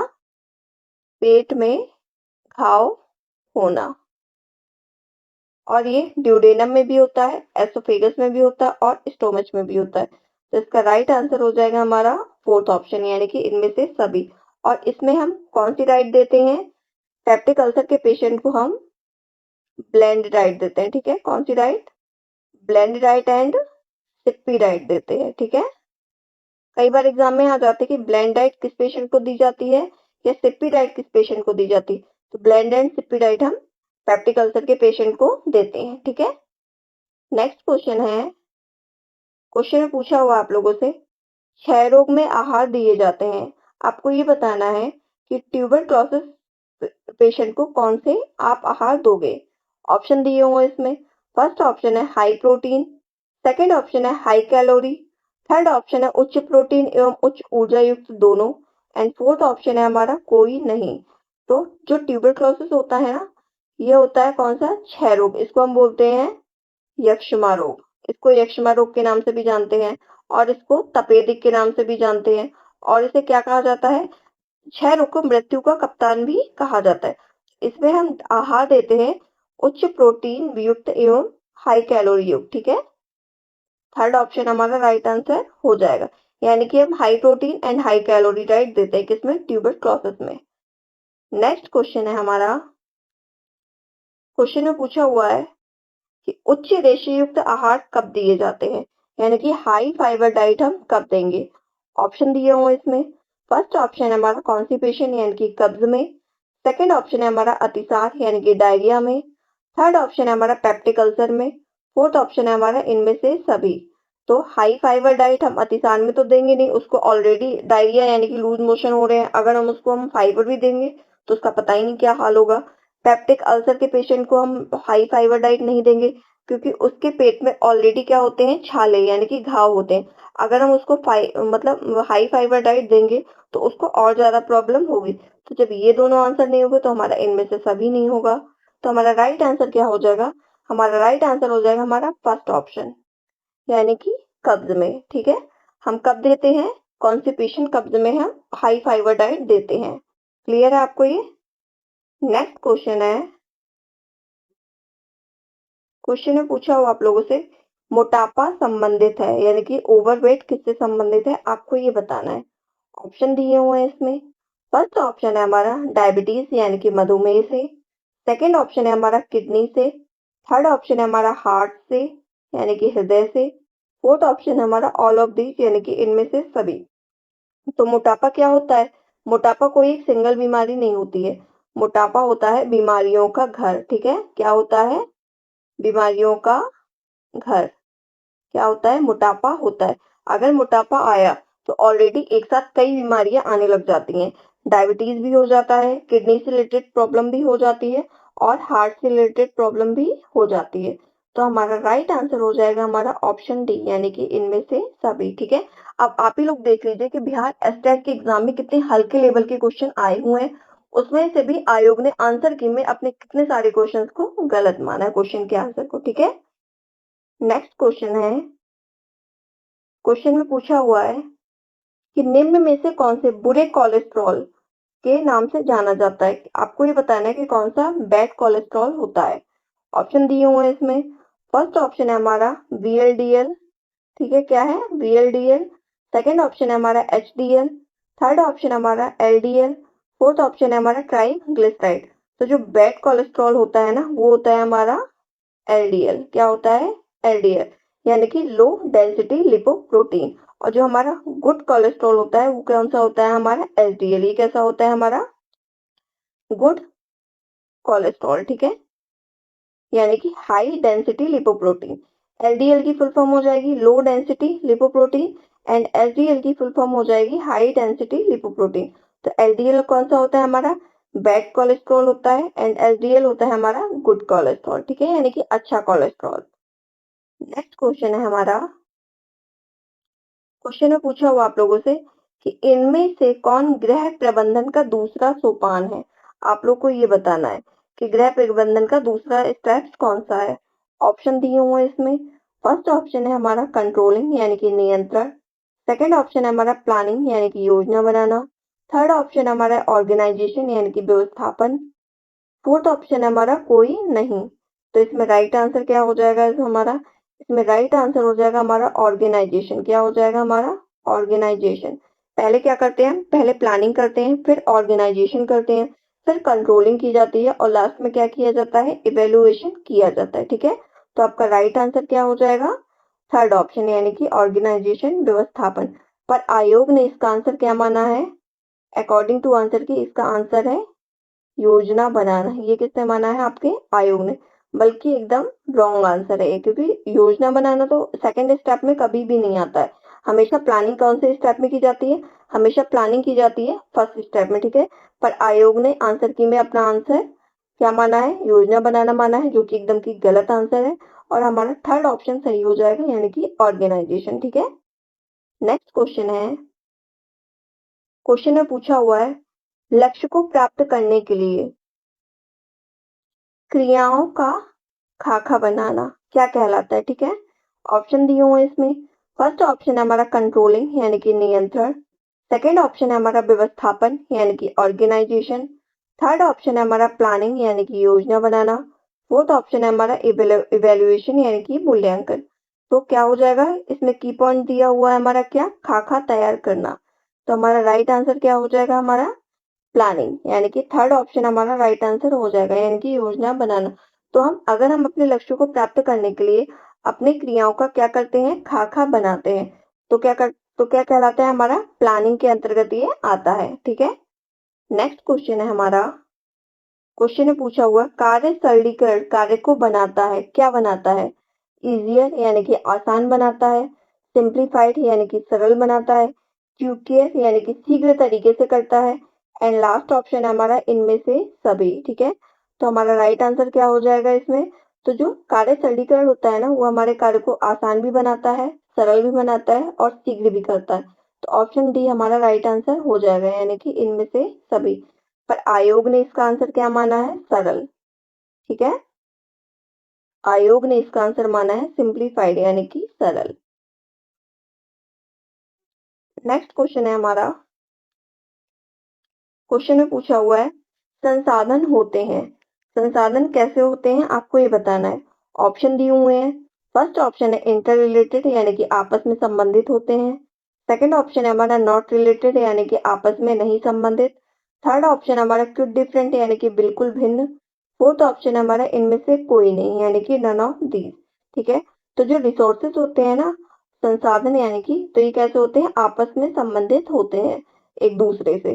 तो ऑप्शन फर्स्ट हमारा क्या हो जाएगा, राइट आंसर हो जाएगा। पर आयोग ने इसका आंसर माना है थर्ड ऑप्शन यानी कि बिल्कुल भिन्न, ठीक है। ये किसके अकॉर्डिंग है, आपका आयोग के अकॉर्डिंग है, ठीक है। क्लियर है आपको, आपका राइट आंसर होगा फर्स्ट ऑप्शन, पर आयोग ने गलत आंसर आपका माना है थर्ड ऑप्शन। नेक्स्ट क्वेश्चन है आपका, क्वेश्चन में पूछा हुआ है ऑपरेशन चार्ट का एग्जाम्पल कौन सा है, आपको ये बताना है। ऑप्शन दिए हुए हैं इसमें। फर्स्ट ऑप्शन है हमारा औपचारिक तकनीक यानी कि फॉर्मल टेक्निक। सेकंड ऑप्शन है हमारा इनफॉर्मल तकनीक यानी कि अनौपचारिक टेक्निक। थर्ड ऑप्शन है हमारा नॉन फॉर्मल तकनीक। फोर्थ ऑप्शन है हमारा इनमें से कोई नहीं। तो इसमें राइट आंसर क्या हो जाएगा, आपको ये बताना है। तो ऑपरेशनल चार्ट का एग्जाम्पल हो जाएगा हमारा अनौपचारिक तकनीक, क्या हो जाएगा, अनौपचारिक यानी कि इनफॉर्मल टेक्निक। तो सेकंड ऑप्शन हमारा क्या हो जाएगा, राइट आंसर हो जाएगा, ठीक है। क्लियर है आपको। अगर आप लोगों को क्लास अच्छी लग रही हो तो आप लोग क्लास को लाइक भी कर दीजिएगा। इस क्वेश्चन में हमने आप लोगों से पूछा हुआ है कि घरेलू कार्यों को करते समय डैश हाथों की गति करें, यानी कि आपको ये बताना है कि जब हम घरेलू कार्य करते हैं तो हम अपने जो हाथों के स्टेप लेते हैं ना, वो हमको कैसे लेने चाहिए, बड़े यानी कि लार्जर लेने चाहिए या स्मॉलर छोटे छोटे लेने चाहिए, या कभी छोटे या कभी बड़े या कोई भी हम ले सकते हैं, या लास्ट ऑप्शन है हमारा कोई नहीं। तो इसमें राइट आंसर हो जाएगा हमारा स्मॉलर यानी कि छोटी। तो घरेलू कार्यों को करते समय छोटे छोटे हाथों की गति करनी चाहिए, ठीक है। पर आयोग ने इसका आंसर माना है फर्स्ट ऑप्शन है यानी कि बड़ी, ठीक है। ये किसके अकॉर्डिंग है? आपका आयोग के अकॉर्डिंग है, ठीक है। बल्कि आपका राइट आंसर है आपका स्मॉल एन यानी कि छोटी। नेक्स्ट क्वेश्चन है आपका, क्वेश्चन में पूछा हुआ है प्रबंधन का की जड़, क्या पूछा है? प्रबंधन की जड़ किसे कहते हैं, आपको ये बताना है। ऑप्शन दिए हुए हैं इसमें। फर्स्ट ऑप्शन है हमारा गोल्स यानी कि लक्ष्य, सेकंड ऑप्शन है हमारा वैल्यू, थर्ड ऑप्शन है हमारा निर्णय लेना, डिसीजन मेकिंग, ये क्या हो जाएगा? निर्माण नहीं है, ये क्या है? निर्णय लेना। फोर्थ क्या है हमारा? निर्णय लेना यानी कि डिसीजन मेकिंग। फोर्थ ऑप्शन है हमारा संचार प्रक्रिया यानी कि कम्युनिकेशन प्रोसेस, ठीक है। तो राइट आंसर क्या हो जाएगा हमारा? जो प्रबंधन की जड़ होता है ना, वो किसको माना जाता है? वो डिसीजन मेकिंग को माना जाता है। थर्ड ऑप्शन हमारा राइट आंसर हो जाएगा। क्लियर है आपको ये? नेक्स्ट क्वेश्चन है हमारा, क्वेश्चन में पूछा हुआ है आप लोगों से कि कौन सी रेखा ऊंचाई का भ्रम है। ऑप्शन दिए हुए हैं इसमें। फर्स्ट ऑप्शन है हमारा वर्टिकल लाइन यानी कि खड़ी रेखा, सेकंड ऑप्शन है हमारा हॉरिजेंटल लाइन यानी कि पड़ी रेखा, थर्ड ऑप्शन है हमारा वक्र लाइन यानी कि कर्व लाइन, फोर्थ ऑप्शन है हमारा क्रॉस लाइन यानी कि क्रॉस रेखा, ठीक है। तो जो आपकी खड़ी रेखा, देखो मैं जैसे दो बॉक्स बनाती हूँ, ठीक है। तो इसमें हमने क्या कर दिया? वर्टिकल लाइंस कर दी, और एक बॉक्स में हमने क्या कर दिया? बॉक्स दोनों सेम साइज के हैं, ठीक है। दोनों box same shape and size के हैं, और इस बॉक्स में मैंने क्या कर दिया? हॉरिजेंटल लाइन कर दी। तो ये क्या कर रहा है? ये आपको बॉक्स क्या लग रहा है कि ये लंबाई की ओर प्रतीत होता है जिसमें खड़ी रेखा है, और ये आपको किसको दर्शाता है? ये चौड़ाई की ओर दर्शाता है। बल्कि दोनों बॉक्स एकदम बराबर के हैं, फिर भी लेकिन इसमें किसका भाव आ रहा है? ऊंचाई या लंबाई का। पर ये बॉक्स क्या दर्शाता है? हमारी चौड़ाई का, यानी कि हॉरिजेंटल लाइन वाला बॉक्स क्या दर्शाता है? चौड़ाई का दर्शाता है, ठीक है। तो इसमें राइट आंसर क्या हो जाएगा हमारा? इसमें राइट आंसर हो जाएगा हमारा फर्स्ट ऑप्शन यानी कि वर्टिकल लाइन, खड़ी रेखा, ठीक है। क्लियर है आपको ये? नेक्स्ट क्वेश्चन है हमारा, क्वेश्चन में पूछा हुआ आप लोगों से कि निम्न में से कौन सा द्वितीयक रंग है, यानी कि आपको ये बताना है कि सेकेंडरी कलर कौन सा है। आंसर दिए, ऑप्शन दिए हुए हैं इसमें। फर्स्ट ऑप्शन है हमारा लाल यानी कि रेड कलर, सेकंड ऑप्शन है हमारा ग्रीन यानी कि हरा कलर, थर्ड ऑप्शन है हमारा blue colour, and last option है हमारा येलो कलर। तो रेड, ब्लू, येलो, ये कौन से होते हैं? ये होते हैं हमारे प्राइमरी कलर, ठीक है। कौन से होते हैं प्राइमरी कलर? कौन कौन से होते हैं हमारे? रेड, ब्लू, येलो, ठीक है। यानी कि लाल, पीला, नीला। तो कौन सा हमारा सेकेंडरी कलर हो जाएगा? ग्रीन कलर, ठीक है। ग्रीन कलर क्या होता है? हमारा द्वितीयक रंग होता है। तो ऑप्शन सेकंड हमारा राइट आंसर हो जाएगा, ठीक है। नेक्स्ट क्वेश्चन है हमारा, क्वेश्चन में पूछा हुआ है आप लोगों से कि ब्याज एवं लाभांश पारिवारिक आय का कौन सा प्रकार है, आपको ये बताना है। ऑप्शन दिए हुए हैं इसमें। फर्स्ट ऑप्शन है साइक्लिक इनकम यानी कि मानसिक आय, सेकंड ऑप्शन है प्रत्यक्ष वास्तविक आय या direct real income, third option है हमारा अप्रत्यक्ष वास्तविक आय यानी कि indirect real income, fourth option है हमारा मौद्रिक आय, ठीक है। तो ब्याज एवं लाभांश पारिवारिक आय, ठीक है, ये कौन सा प्रकार हो जाएगा हमारा? ये हो जाएगा हमारा मौद्रिक आय, यानी कि हमारा फोर्थ ऑप्शन क्या हो जाएगा? राइट आंसर हो जाएगा। क्लियर है आपको ये? नेक्स्ट क्वेश्चन है हमारा, क्वेश्चन में पूछा हुआ है आप लोगों से कि धन को बढ़ाने के लिए क्या करना चाहिए। ऑप्शन दिए हुए हैं इसमें। फर्स्ट ऑप्शन है हमारा बैंक में फिक्स डिपॉजिट करना चाहिए, सेकंड ऑप्शन है हमारा किसान विकास पत्र हमें लेना चाहिए, थर्ड ऑप्शन है हमारा मोटर, फोर्थ ऑप्शन है हमारा बैंक में फिक्स डिपॉजिट और किसान विकास पत्र दोनों, ठीक है। तो क्या करना चाहिए हमें? अपने धन यानी मनी को इंक्रीज करने के लिए हमें क्या करना चाहिए? बताइए आप लोग क्या करना चाहिए? तो हमें अपने रुपए को बैंक में फिक्स डिपॉजिट कर सकते हैं, या हम किसान विकास पत्र भी ले सकते हैं। तो हम दोनों कार्यों को ये कर सकते हैं अपने मनी को इंक्रीज करने के लिए, ठीक है। क्लियर है आपको ये? नेक्स्ट क्वेश्चन है आज का, क्वेश्चन में पूछा हुआ है निम्नलिखित में से कौन सा ठंडा कलर है, आपको ये बताना है कि कौन से कूल कलर्स हैं। ऑप्शन दिए हुए हैं इसमें। फर्स्ट ऑप्शन है हमारा ग्रीन यानी कि हरा, सेकंड ऑप्शन है हमारा रेड यानी कि लाल, थर्ड ऑप्शन है हमारा ऑरेंज यानी कि नारंगी। फोर्थ ऑप्शन है हमारा येलो यानी कि पीला। तो ठंडा कलर कौन सा होगा? रेड, ऑरेंज, येलो, ये कौन से होते हैं? ये हमारे गर्म रंग होते हैं। ठीक है, कौन से होते हैं? हमारे गर्म रंग होते हैं। जो ग्रीन कलर होता है वो होता है हमारा ठंडा रंग। तो फर्स्ट ऑप्शन क्या हो जाएगा? हमारा राइट आंसर हो जाएगा। ठीक है, क्लियर है आप लोगों को? नेक्स्ट क्वेश्चन है, क्वेश्चन में पूछा हुआ है किस प्रकार के बैंक खाते में ब्याज नहीं मिलता है, आपको ये बताना है। ऑप्शन दिए हुए हैं इसमें। फर्स्ट ऑप्शन है हमारा बचत खाता यानी कि सेविंग अकाउंट। सेकंड ऑप्शन है फिक्स्ड अकाउंट यानी कि सावधि खाता। थर्ड ऑप्शन है करंट अकाउंट यानी कि चालू खाता। फोर्थ ऑप्शन है हमारा आवर्ती खाता यानी कि रिकरिंग अकाउंट। तो जो करंट अकाउंट होता है ना, इसमें क्या नहीं मिलता है? ब्याज नहीं मिलता है। थर्ड ऑप्शन क्या हो जाएगा? हमारा राइट आंसर हो जाएगा। जो चालू खाते होते हैं ना, इस अकाउंट में हम अपने पैसे को कई बार डाल सकते हैं और कई बार निकाल सकते हैं, पर इसमें हमें कोई भी क्या नहीं मिलता है? कोई भी इंटरेस्ट हमें नहीं मिलता है। और मोस्टली ये इस अकाउंट का प्रयोग कौन करता है? बिजनेसमैन लोग करते हैं। ठीक है, कौन से लोग करते हैं? बिजनेसमैन, यानी कि जिनका खुद का व्यापार यानी कि बिजनेस चल रहा होता है ना, उनको कई बार बैंक में पैसा डालना होता है और कई बार निकालना होता है। तो इस खाते का प्रयोग वही लोग करते हैं। और हम लोग नॉर्मली कौन सा अकाउंट खुलवाते हैं? सेविंग अकाउंट खुलवाते हैं। ठीक है, थर्ड ऑप्शन हमारा राइट आंसर हो जाएगा।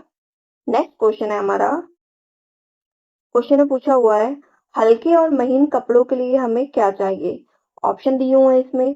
फर्स्ट ऑप्शन है हमारा सिंगल स्टैंड यान। सेकंड ऑप्शन है हमारा प्लाई यान। थर्ड ऑप्शन है हमारा कॉर्ड यान। एंड फोर्थ ऑप्शन है हमारा कोई भी यान। तो हल्के और महीन कपड़ों के लिए हमें क्या चाहिए? सिंगल स्टैंड यान चाहिए। ठीक है, फर्स्ट ऑप्शन क्या हो जाएगा? हमारा राइट आंसर हो जाएगा। इस यान से क्या होगा? हमारे जो कपड़े होंगे ना, बहुत हल्के और महीन होंगे। ठीक है, नेक्स्ट क्वेश्चन है, क्वेश्चन में पूछा हुआ है आप लोगों से शारीरिक माप से पैटर्न बनाने को क्या कहते हैं। ऑप्शन दिए हुए हैं। फर्स्ट ऑप्शन है आपका वस्त्र बनावट। सेकंड ऑप्शन है ड्राइंग। थर्ड ऑप्शन है हमारा पैटर्न बनाना यानी कि नमूने बनाना। एंड फोर्थ ऑप्शन क्या है? ड्राफ्टिंग बनाना। तो की पॉइंट दिया हुआ है शारीरिक माप से पैटर्न बनाने को हम क्या कहते हैं? ड्राफ्टिंग कहते हैं। यानी कि फोर्थ ऑप्शन क्या हो जाएगा? हमारा राइट आंसर हो जाएगा। और ड्राफ्टिंग किस पर की जाती है? ड्राफ्टिंग की जाती है हमारी ब्राउन पेपर या ब्राउन शीट पर। ठीक है, ब्राउन कलर की शीट पर ड्राफ्टिंग की जाती है। नेक्स्ट क्वेश्चन है हमारा, क्वेश्चन में पूछा हुआ है आप लोगों से कि टेक्सटाइल उद्योग की समस्याएं हैं। आप लोग को ये बताना है कि टेक्सटाइल उद्योग की क्या क्या समस्याएं हैं। ऑप्शन दिए हुए हैं इसमें। फर्स्ट ऑप्शन है क्वालिटी यानी कि गुणवत्ता। सेकंड ऑप्शन है प्राइस यानी कि कीमत। थर्ड ऑप्शन है हमारा मार्केट यानी कि बाजार। एंड फोर्थ ऑप्शन है हमारा इनमें से सभी। तो जो टेक्सटाइल उद्योग की समस्याएं होती है ना, वो क्वालिटी की भी होती है कि मतलब कपड़े की क्वालिटी क्या है। प्राइस की भी होती है कि क्या प्राइस फिक्स किया जाना है। एंड मार्केट भी होती है कि किस मार्केट में हमें अपना प्रोडक्ट सेल करना है। ठीक है, तो इसमें राइट आंसर क्या हो जाएगा? इसमें राइट आंसर हो जाएगा हमारा ऑल ऑफ दीज यानी कि इनमें से सभी। तो इन तीनों चीजों की समस्याएं आती हैं।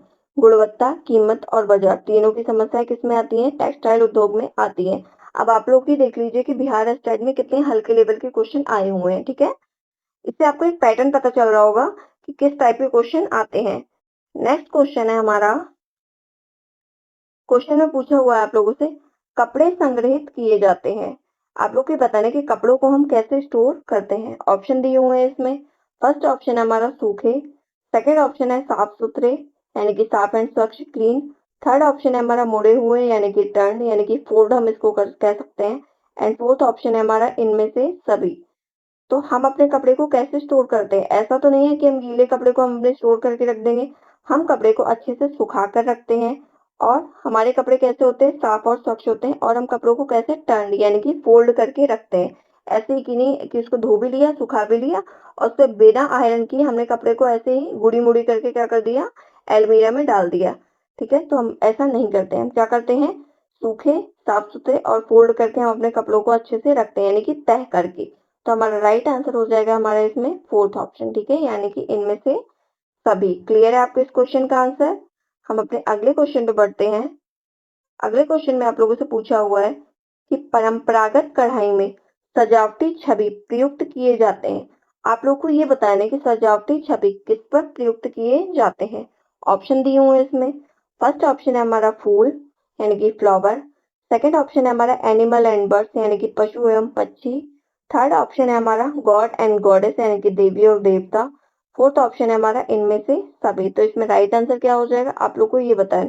तो देखिए आप लोग, जो परंपरागत कढ़ाई में सजावटी छवि यानी कि हम जो मोटिव्स बनाते हैं ना, वो हम फ्लावर्स भी बनाते हैं, एनिमल्स एंड बर्ड्स के भी मोटिव्स बनाते हैं, एंड देवी देवता के भी मोटिव्स हम बनाते हैं। तो हम इन तीनों मोटिव्स का हम क्या करते हैं, प्रयोग करते हैं अपने कढ़ाई में। तो हमारा राइट आंसर हो जाएगा फोर्थ ऑप्शन यानी कि इनमें से सभी। ठीक है, क्लियर है आपको इस क्वेश्चन का आंसर। नेक्स्ट क्वेश्चन है हमारा, इस क्वेश्चन में पूछा हुआ है आप लोगों से कि निम्न घनत्व वाले कपड़ों में यानी कि लो डेंसिटी वाले फैब्रिक में क्या होता है। अच्छी पनाह होती है यानी कि है गुड हैंड होता है। सेकंड ऑप्शन है हमारा जगह कम घेरता है। थर्ड ऑप्शन है हमारा कम वजन होता है। एंड फोर्थ ऑप्शन है हमारा कोई नहीं। तो राइट आंसर क्या हो जाएगा हमारा, इसमें आप लोग को ये बताना है। तो जो लो डेंसिटी यानी कि निम्न घनत्व वाले कपड़े होते हैं ना, उसमें क्या होता है, कम वजन होता है यानी कि हाई वेट मतलब कम वेट के कपड़े वो होते हैं। कैसे होते हैं हमारे, लेस वेट के हमारे कपड़े होते हैं। अगर इसी में हम हाई घनत्व वाले कपड़ों में क्या होता है हमारे, कि उसका ज्यादा वजन होता है। ठीक है, जैसा घनत्व वैसा हमारा कपड़ा। अगर निम्न घनत्व तो कम वजन, अगर हमारा हाई घनत्व हो जाएगा तो हमारा कपड़े का वजन कैसा हो जाएगा, हाई हो जाएगा। ठीक है, क्लियर है आपको ये। आज का लास्ट क्वेश्चन है हमारा, क्वेश्चन में पूछा हुआ है आप लोगों से कसीदाकारी। ठीक है, कसीदा है, कसीदा नहीं है। क्या हो जाएगा, कसीदाकारी कढ़ाई एक प्रसिद्ध कढ़ाई है। तो आप लोग को ये बताना है कसीदाकारी कहाँ की फेमस एम्ब्रॉयडरी है। ऑप्शन दिए हुए हैं, कश्मीर की। सेकंड ऑप्शन है हमारा मणिपुर की। थर्ड ऑप्शन है हमारा कर्नाटक की। एंड लास्ट ऑप्शन है हमारा पंजाब की। तो इसमें ये बताना है कि राइट आंसर क्या हो जाएगा आपका। तो राइट आंसर है हमारा इसमें फर्स्ट ऑप्शन यानी कि कश्मीरी, कहते हैं ना कश्मीर का कसीदा। ठीक है, क्या कहते हैं हम, कश्मीर का कसीदा। इसी तरह हम देख लेते हैं हमारा पंजाब की फेमस कढ़ाई कौन सी है, फुलकारी। क्या हो जाएगा, पंजाब की है हमारी फुलकारी, और कर्नाटक की कौन सी है हमारी, कसूती। ठीक है, क्या हो जाता है, कर्नाटक की हो जाती है हमारी कसूती। और मणिपुर में हमारी एक एम्ब्रॉयडरी की जाती है जिसका नाम है हमारा शमी लामी। ठीक है, क्या है, शमी लामी। क्लियर है आपको ये, चारों ऑप्शन के आपको आंसर क्लियर होगा। देखिए, कश्मीर का क्या हो जाता है हमारा कसीदा। ठीक है, कसीदाकारी कहाँ की जाती है, कश्मीर में। और मणिपुर में क्या किया जाता है, समी लामी कढ़ाई। कौन सी, समी लामी कढ़ाई। एंड कर्नाटक में की जाती है हमारी कसूती, और पंजाब में की जाती है हमारी फुलकारी। ठीक है, क्लियर है आपको ये। 61 क्वेश्चन है, आप लोगों से पूछा हुआ है कि सामूहिक खेल यानी कि ग्रुप प्ले किसका सिंबल है, यानी कि आपको ये बताना है कि सामूहिक खेल किसका सूचक है। ऑप्शन दिए हुए हैं इसमें। फर्स्ट ऑप्शन है हमारा प्रेम और स्नेह का। सेकंड ऑप्शन है हमारा लड़ाई और झगड़े का। थर्ड ऑप्शन है प्रतिस्पर्धा का। फोर्थ ऑप्शन है हमारा विकसित सामाजिकता का। तो जो ग्रुप प्ले होता है ना, ग्रुप प्ले होता है हमारा विकसित सामाजिकता का सूचक होता है। किसका सिंबल होता है ये, विकसित सामाजिकता का सिंबल होता है। ठीक है, नेक्स्ट क्वेश्चन है, क्वेश्चन में आप लोगों से पूछा हुआ है कि पावलोव का सिद्धांत किस नाम से जाना जाता है। आप लोग को ये बताना है। ऑप्शन दिए हुए इसमें, क्लासिकल कंडीशनिंग यानी कि अनुकूलित अनुक्रिया। सेकंड ऑप्शन है हमारा संबंधित प्रतिक्रिया। थर्ड ऑप्शन है हमारा क्लासिकल थ्योरी यानी कि साखीय अनुबंधन। फोर्थ ऑप्शन है हमारा इनमें से सभी। तो इसमें राइट आंसर क्या हो जाएगा, इसमें दिया हुआ पूछा हुआ पावलोव का सिद्धांत को किस नाम से जाना जाता है, यानी कि आपको इसका दूसरा नाम बताना है कि और किस नाम से जाना जाता है। तो इसको क्लासिकल कंडीशनिंग के नाम से जाना जाता है यानी कि अनुकूल अनुक्रिया। ठीक है, तो हमारा फर्स्ट ऑप्शन क्या हो जाएगा, राइट आंसर हो जाएगा। क्लियर है आपको ये। और मैं आपको वही आंसर बता रही हूँ जो कि आयोग ने अपने फाइनल आंसर की में दिए हुए हैं। नेक्स्ट क्वेश्चन है, क्वेश्चन में पूछा हुआ है आप लोगों से पावलोव के प्रयोग में ध्वनि के पश्चात उपस्थित भोजन है। आप लोग को ये बता रहा है कि पावलोव ने जो अपना एक्सपेरिमेंट किया था, तो उसमें जो साउंड होता है ना, उसके बाद उसके जो पश्चात होता है वो उपस्थित भोजन कौन सा है, क्या कहलाता है। ऑप्शन दिए हुए इसमें, अनुबंधित अनुक्रिया। सेकंड ऑप्शन है आपका अनुबंधित उद्दीपक। थर्ड ऑप्शन है आपका अस्वाभाविक उद्दीपक। फोर्थ ऑप्शन है आपका इनमें से सभी। तो इसमें राइट आंसर हो जाएगा हमारा सेकंड ऑप्शन है, यानी कि अनुबंधित उद्दीपक। क्या कहलाता है? अनुबंधित उद्दीपक कहलाता है जो पावलोव के प्रयोग में ध्वनि के पश्चात यानी कि साउंड के बाद जो भोजन उपस्थित होता है ना, तो क्या कहेगा? अनुबंधित उद्दीपक कहलाएगा। ठीक है, क्लियर है आपको इस क्वेश्चन का आंसर? नेक्स्ट क्वेश्चन है, क्वेश्चन में पूछा हुआ है समायोजन से मिलता जुलता शब्द कौन सा है? आप लोग को ये बताना है। ऑप्शन दिया हुआ है। फर्स्ट ऑप्शन है हमारा एसिमिलेशन यानी कि आत्मसातकरण। सेकेंड ऑप्शन है हमारा वातावरण के साथ अनुकूलन। थर्ड ऑप्शन है हमारा सामंजन या सामंजस्य। फोर्थ ऑप्शन है हमारा ऑल ऑफ दीज यानी कि इनमें से सभी। तो इसमें राइट आंसर क्या हो जाएगा हमारा? जो समायोजन यानी कि जो एडजस्टमेंट से मिलता जुलता शब्द है ना, वो कौन सा? एडेप्टेशन ऑफ इन्वायरमेंट यानी कि वातावरण के साथ अनुकूलन। तो हमारा क्या हो जाएगा? सेकेंड ऑप्शन हमारा राइट आंसर हो जाएगा। अगर आपको क्लास अच्छी लग रही हो तो आप लोग क्लास को लाइक जरूर कर दीजिएगा। ठीक है, नेक्स्ट क्वेश्चन है आज का हमारा।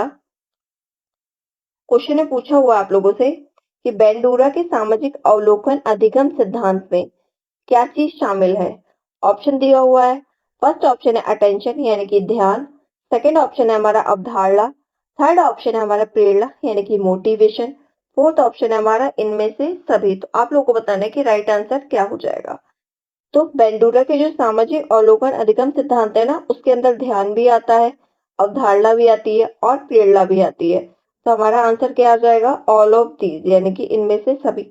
अब आप लोग ये देख लीजिए कि थ्योरी जो होती है ना, थ्योरी से हमारे कितने सारे क्वेश्चन पूछे हुए हैं।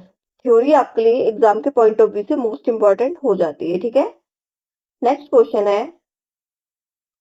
क्वेश्चन में पूछा हुआ है, अगेन एक थ्योरी का क्वेश्चन है आपका। सामाजिक अधिगम का सिद्धांत निम्नलिखित में से किस घटक पर बल देता है? ऑप्शन दिए हुए हैं इसमें। फर्स्ट ऑप्शन है हमारा प्रकृति यानी कि नेचर। सेकंड ऑप्शन है हमारा पोषण। थर्ड ऑप्शन है हमारा अनुकूलन यानी कि एडेप्टेशन। फोर्थ ऑप्शन है हमारा पाठ संशोधन। ठीक है, तो इसमें राइट आंसर क्या हो जाएगा? जो सामाजिक अधिगम का सिद्धांत है ना, यानी कि सोशल लर्निंग का सिद्धांत है, उसमें किस घटक पर बल दिया जाता है? उसमें अनुकूलन के ऊपर बल दिया जाता है। किसके ऊपर? एडेप्टेशन के ऊपर बल दिया जाता है। पर आयोग ने अपने फाइनल आंसर की में इसका आंसर माना है पोषण। क्या माना है? पोषण। तो ये किसके है? आयोग के अकॉर्डिंग है, पर इसका राइट आंसर होगा थर्ड ऑप्शन यानी कि एडेप्टेशन। ठीक है, क्लियर है आपको? नेक्स्ट क्वेश्चन है हमारा आज का। क्वेश्चन में पूछा हुआ है बेंडूरा का अवलोकन अधिगम किस पर बल देता है? जो बेंडूरा का अवलोकन अधिगम होता है ना, यानी कि उस बेंडूरा की ऑब्जर्वेशन लर्निंग थ्योरी किस पर बल देती है? ऑप्शन दिए हुए हैं इसमें। फर्स्ट ऑप्शन है हमारा सामाजिक अपेक्षाओं का संरक्षण। सेकंड ऑप्शन है हमारा अनुकूलन, अनुकूलन के कारण व्यवहार में परिवर्तन। थर्ड ऑप्शन है हमारा दंड और पुरस्कार। फोर्थ ऑप्शन है हमारा अनुकरण और मॉडलिंग की प्रक्रिया। तो आप लोग को ये बताना है कि इसमें राइट आंसर क्या हो जाएगा। जो बेंडूरा का अवलोकन अधिगम सिद्धांत है ना, तो वो देता है the process of imitation and modelling पर बल देता है, यानी कि अनुकरण और मॉडलिंग की प्रक्रिया पर बल देता है। ठीक है, अभी तक आपके 4 क्वेश्चन ऐसे आ गए, कंटिन्यू आए हैं अभी। ऐसा नहीं कि एक क्वेश्चन फर्स्ट दे दिया, एक बीच में पूछ रहा, कंटिन्यू आपके 4 क्वेश्चन ऐसे दे दिए जो कि आपकी थ्योरी से रिलेटेड है। ठीक है, नेक्स्ट क्वेश्चन है। क्वेश्चन में पूछा हुआ है यदि एक बच्चे की मानसिक आयु 5 वर्ष तथा वास्तविक आयु 4 वर्ष है, तो उस बच्चे की बुद्धि लब्धि कितनी होगी? आपको ये बताना है। तो इसमें ऑप्शन दिए हुए हैं। फर्स्ट ऑप्शन है हमारा 125 यानी कि 125। सेकंड ऑप्शन है हमारा 80।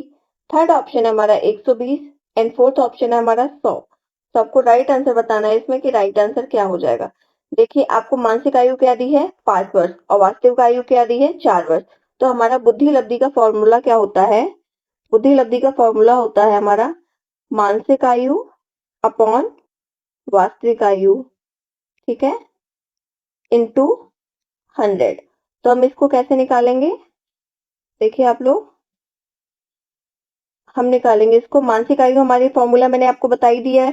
तो मानसिक आयु हमारी कितनी है? 5 वर्ष एंड वास्तविक आयु हमारी कितनी है? 4 वर्ष। तो हम इसका क्या करेंगे? मल्टीप्लाई 100 से कर देंगे। अब हम इसको कट करेंगे तो कितना आएगा हमारा? 4 2 8 एंड 2 कैरी गया तो 25 आ गया। कितना आ गया? 25।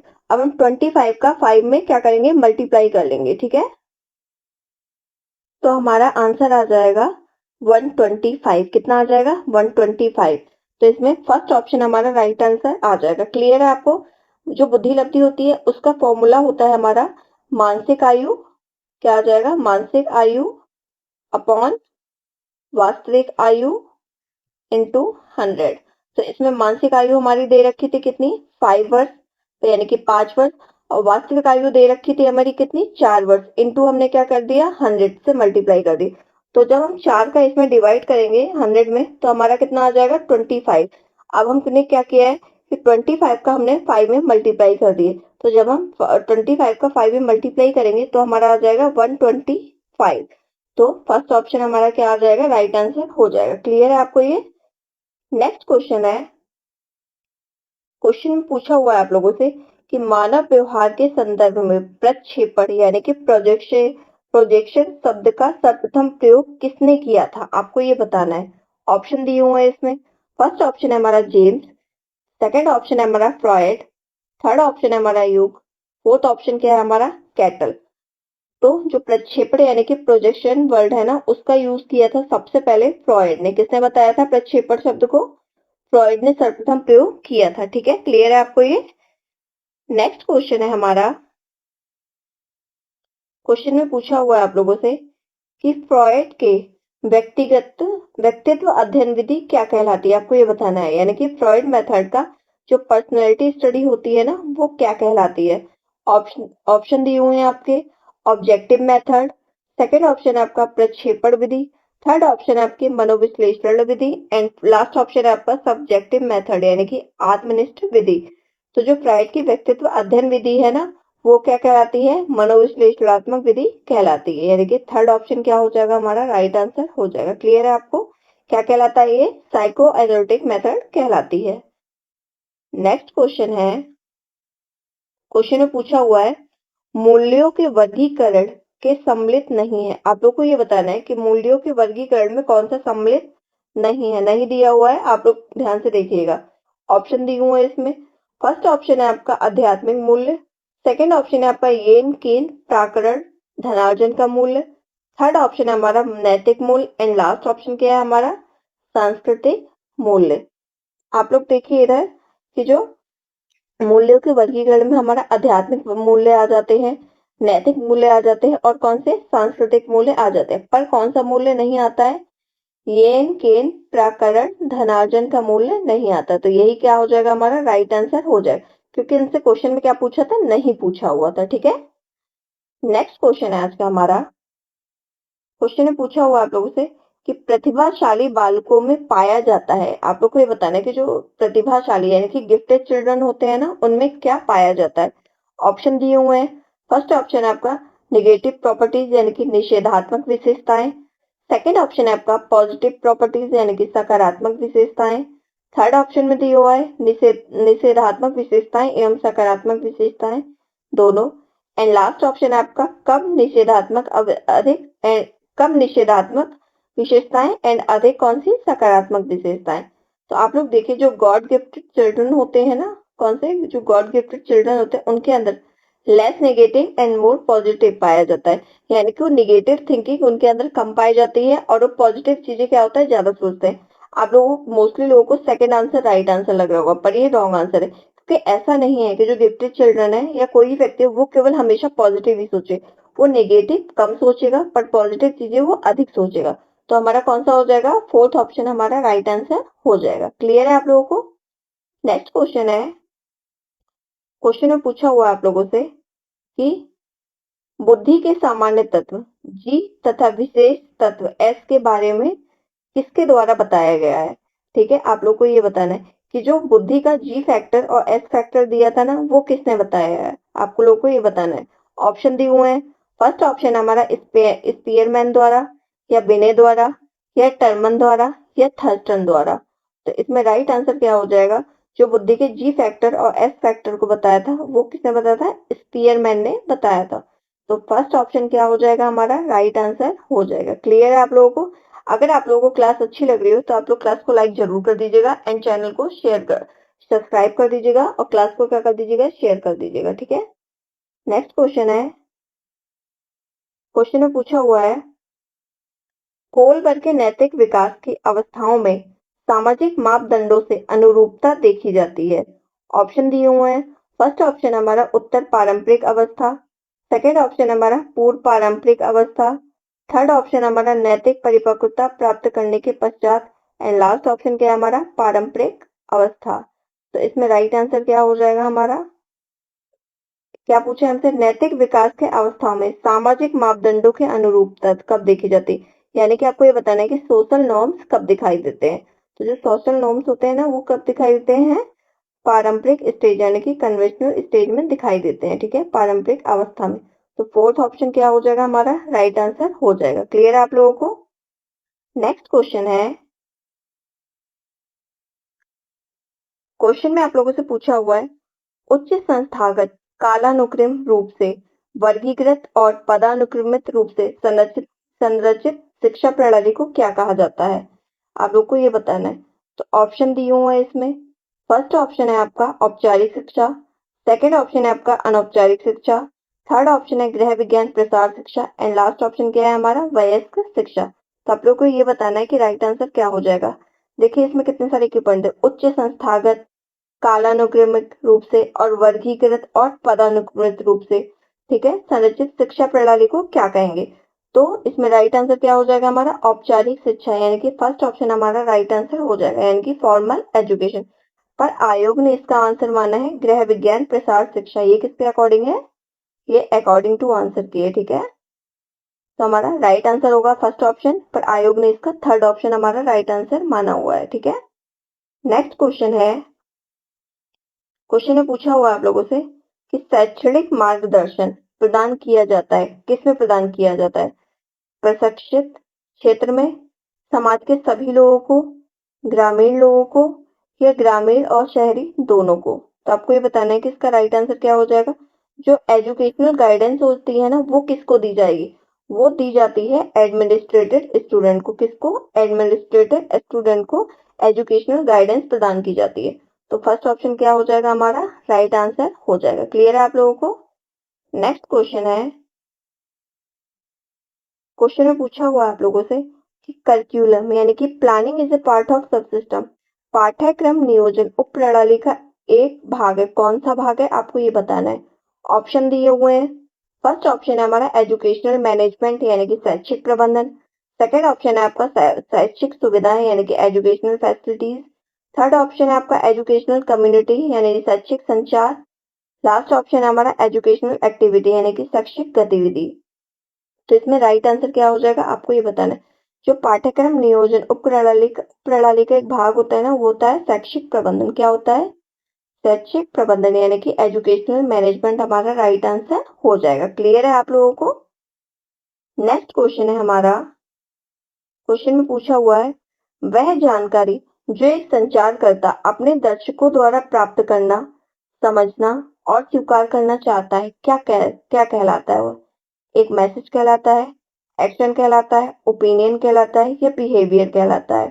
ठीक है, तो एक जो जानकारी होती है ना जो संचारकर्ता अपने दर्शकों द्वारा प्राप्त करता है, यानी कि जो ऑडियंस होती है वो उससे प्राप्त करता है, समझाता है और स्वीकार करता है, वो क्या होता है, एक मैसेज होता है। क्या होता है, संदेश। तो ऑप्शन फर्स्ट ऑप्शन हमारा राइट आंसर हो जाएगा। ठीक है, नेक्स्ट क्वेश्चन है, क्वेश्चन में पूछा हुआ है संचार अध्ययन में कुछ संचार पैटर्न है, कैसे हैं। एक चक्र यानी कि सर्कल में है, एक श्रृंखला में है यानी कि एक चैन में है, थर्ड ऑप्शन हमारा एक पहिया में है यानी कि व्हील में है, और लास्ट ऑप्शन हमारा इनमें से सभी यानी कि ऑल ऑफ दीज। तो इसमें राइट आंसर क्या हो जाएगा। जो संचार अध्ययन में संचार पैटर्न होता है ना वो सर्कल के समान भी होता है, चैन के समान भी होता है और व्हील के समान भी होता है। तो इसमें राइट आंसर हो जाएगा हमारा लास्ट ऑप्शन यानी कि इनमें से सभी। अच्छा, अब आप लोगों को ये पैटर्न समझ में आ गया होगा ना, क्योंकि हम इसके 79 क्वेश्चन टोटल कर चुके हैं। आखिर बिहार स्टेट में किस टाइप के क्वेश्चन पूछे जाते हैं। नेक्स्ट क्वेश्चन है, क्वेश्चन में पूछा हुआ है भारत में विस्तार शिक्षा के जनक कौन है। ऑप्शन दिए हुए हैं। फर्स्ट ऑप्शन है आपका जवाहरलाल नेहरू, सेकंड ऑप्शन है doctor K N. Singh, third option है B K. Roy and last option है हमारा कोई नहीं। तो इसमें राइट आंसर क्या हो जाएगा आपको ये बताना है। भारत में पूछा हुआ है, विश्व में नहीं। तो भारत में विस्तार शिक्षा के जनक है डॉक्टर के.एन. सिंह। कौन है? Doctor K N. सिंह जी हैं। नेक्स्ट क्वेश्चन है हमारा, क्वेश्चन में पूछा हुआ है ग्रामीण विकास कार्यक्रम का उद्देश्य क्या है? आप लोग को ये बताना है। ऑप्शन दिए हुए हैं हमारे। फर्स्ट ऑप्शन है हमारा खेत, घर और ग्राम समुदाय का विकास करना। सेकंड ऑप्शन है हमारा ग्रामीणों को अपने प्रयासों में सुधारना। थर्ड ऑप्शन है ग्रामीणों के स्वस्थ और शिक्षा की स्थिति में सुधार करना। एंड लास्ट ऑप्शन क्या है हमारा? सभी। तो इसमें राइट आंसर क्या हो जाएगा? आपको ये बताना है। तो जो ग्रामीण विकास कार्यक्रम का उद्देश्य होता है ना, वो खेत, घर और ग्राम समुदाय का विकास करना भी होता है, और ग्रामीणों को अपने प्रयासों के सुधारना भी होता है, और ग्रामीणों को स्वास्थ्य और शिक्षा की स्थिति में सुधार करना भी होता है। तो इसमें राइट आंसर क्या हो जाएगा हमारा? इसमें राइट आंसर हो जाएगा हमारा फोर्थ ऑप्शन, यानी कि इनमें से सभी। ठीक है। नेक्स्ट क्वेश्चन है आपका, क्वेश्चन में पूछा हुआ आप लोगों से ग्रामीण विकास में समस्याओं के संबंध में निम्नलिखित में से कौन सा कथन सत्य नहीं है? यहाँ फिर नहीं वाला एक क्वेश्चन आ गया। ठीक है। ऑप्शन दिए हुए हैं इसमें। फर्स्ट ऑप्शन है इसमें सोचने का पारंपरिक तरीका। सेकंड ऑप्शन है अच्छी ग्रहण शक्ति। थर्ड ऑप्शन है आत्मविश्वास की कमी। एंड लास्ट ऑप्शन है हमारा अनभिज्ञ आवश्यकताओं का अस्तित्व। तो इसमें राइट आंसर क्या हो जाएगा? आपको ये बताना है। ठीक है। तो इसमें राइट आंसर हो जाएगा हमारा अच्छी ग्रहण शक्ति। वैसे इसमें देखा जाए तो एक तरीके से आपका क्वेश्चन ही गलत पूछा हुआ है। क्या दिया है? ग्रामीण विकास में समस्याओं के संबंध में निम्नलिखित में से कौन सा कथन सत्य नहीं पूछ लिया है, बल्कि सोचने का पारंपरिक तरीका भी हमारा पॉजिटिव आंसर हो जाता है, अच्छी ग्रहण शक्ति भी आ जाता है, आत्मविश्वास की कमी ये क्या है? ये हमारा निगेटिव आंसर हो जाता है। थर्ड ऑप्शन जो है ये कैसा है? हमारा नेगेटिव आंसर है। और जो फोर्थ ऑप्शन है अनभिज्ञ आवश्यकताओं का अस्तित्व, यानी कि ये भी हमारा एक तरीके से पॉजिटिव आंसर हो जाएगा। पर इसमें इंग्लिश में भी हमसे नॉट पूछा हुआ है, तो इसमें हम अगर ये होता कि सत्य है तब तो हमारा क्या सत्य है, तब तो क्या आ जाता हमारा अच्छी ग्रहणशीलता। पर सारे इसमें अजीब ऑप्शन दिए हुए हैं। पर इसमें राइट आंसर की के अकॉर्डिंग माना गया है हमारा, वो बता देती हूँ मैं आपको। अच्छी ग्रहण शक्ति क्या माना गया है? अच्छी ग्रहण शक्ति, यानी कि सेकंड ऑप्शन आपका राइट माना गया है अकॉर्डिंग टू आंसर की। ठीक है। नेक्स्ट क्वेश्चन है आपका, क्वेश्चन में पूछा हुआ है प्रधानमंत्री मान धन योजना के तहत सभी छोटी जात वाले और सीमांत किसानों को 60 वर्ष की आयु के बाद कितने रुपए की निश्चित पेंशन प्रदान की जाएगी? आप लोग को ये बताना है। ऑप्शन दिए हुए हैं 1000, सेकंड ऑप्शन है 2010, थर्ड ऑप्शन आपका 3000 एंड लास्ट ऑप्शन है हमारा 4000। तो राइट आंसर क्या हो जाएगा इसमें से हमारा?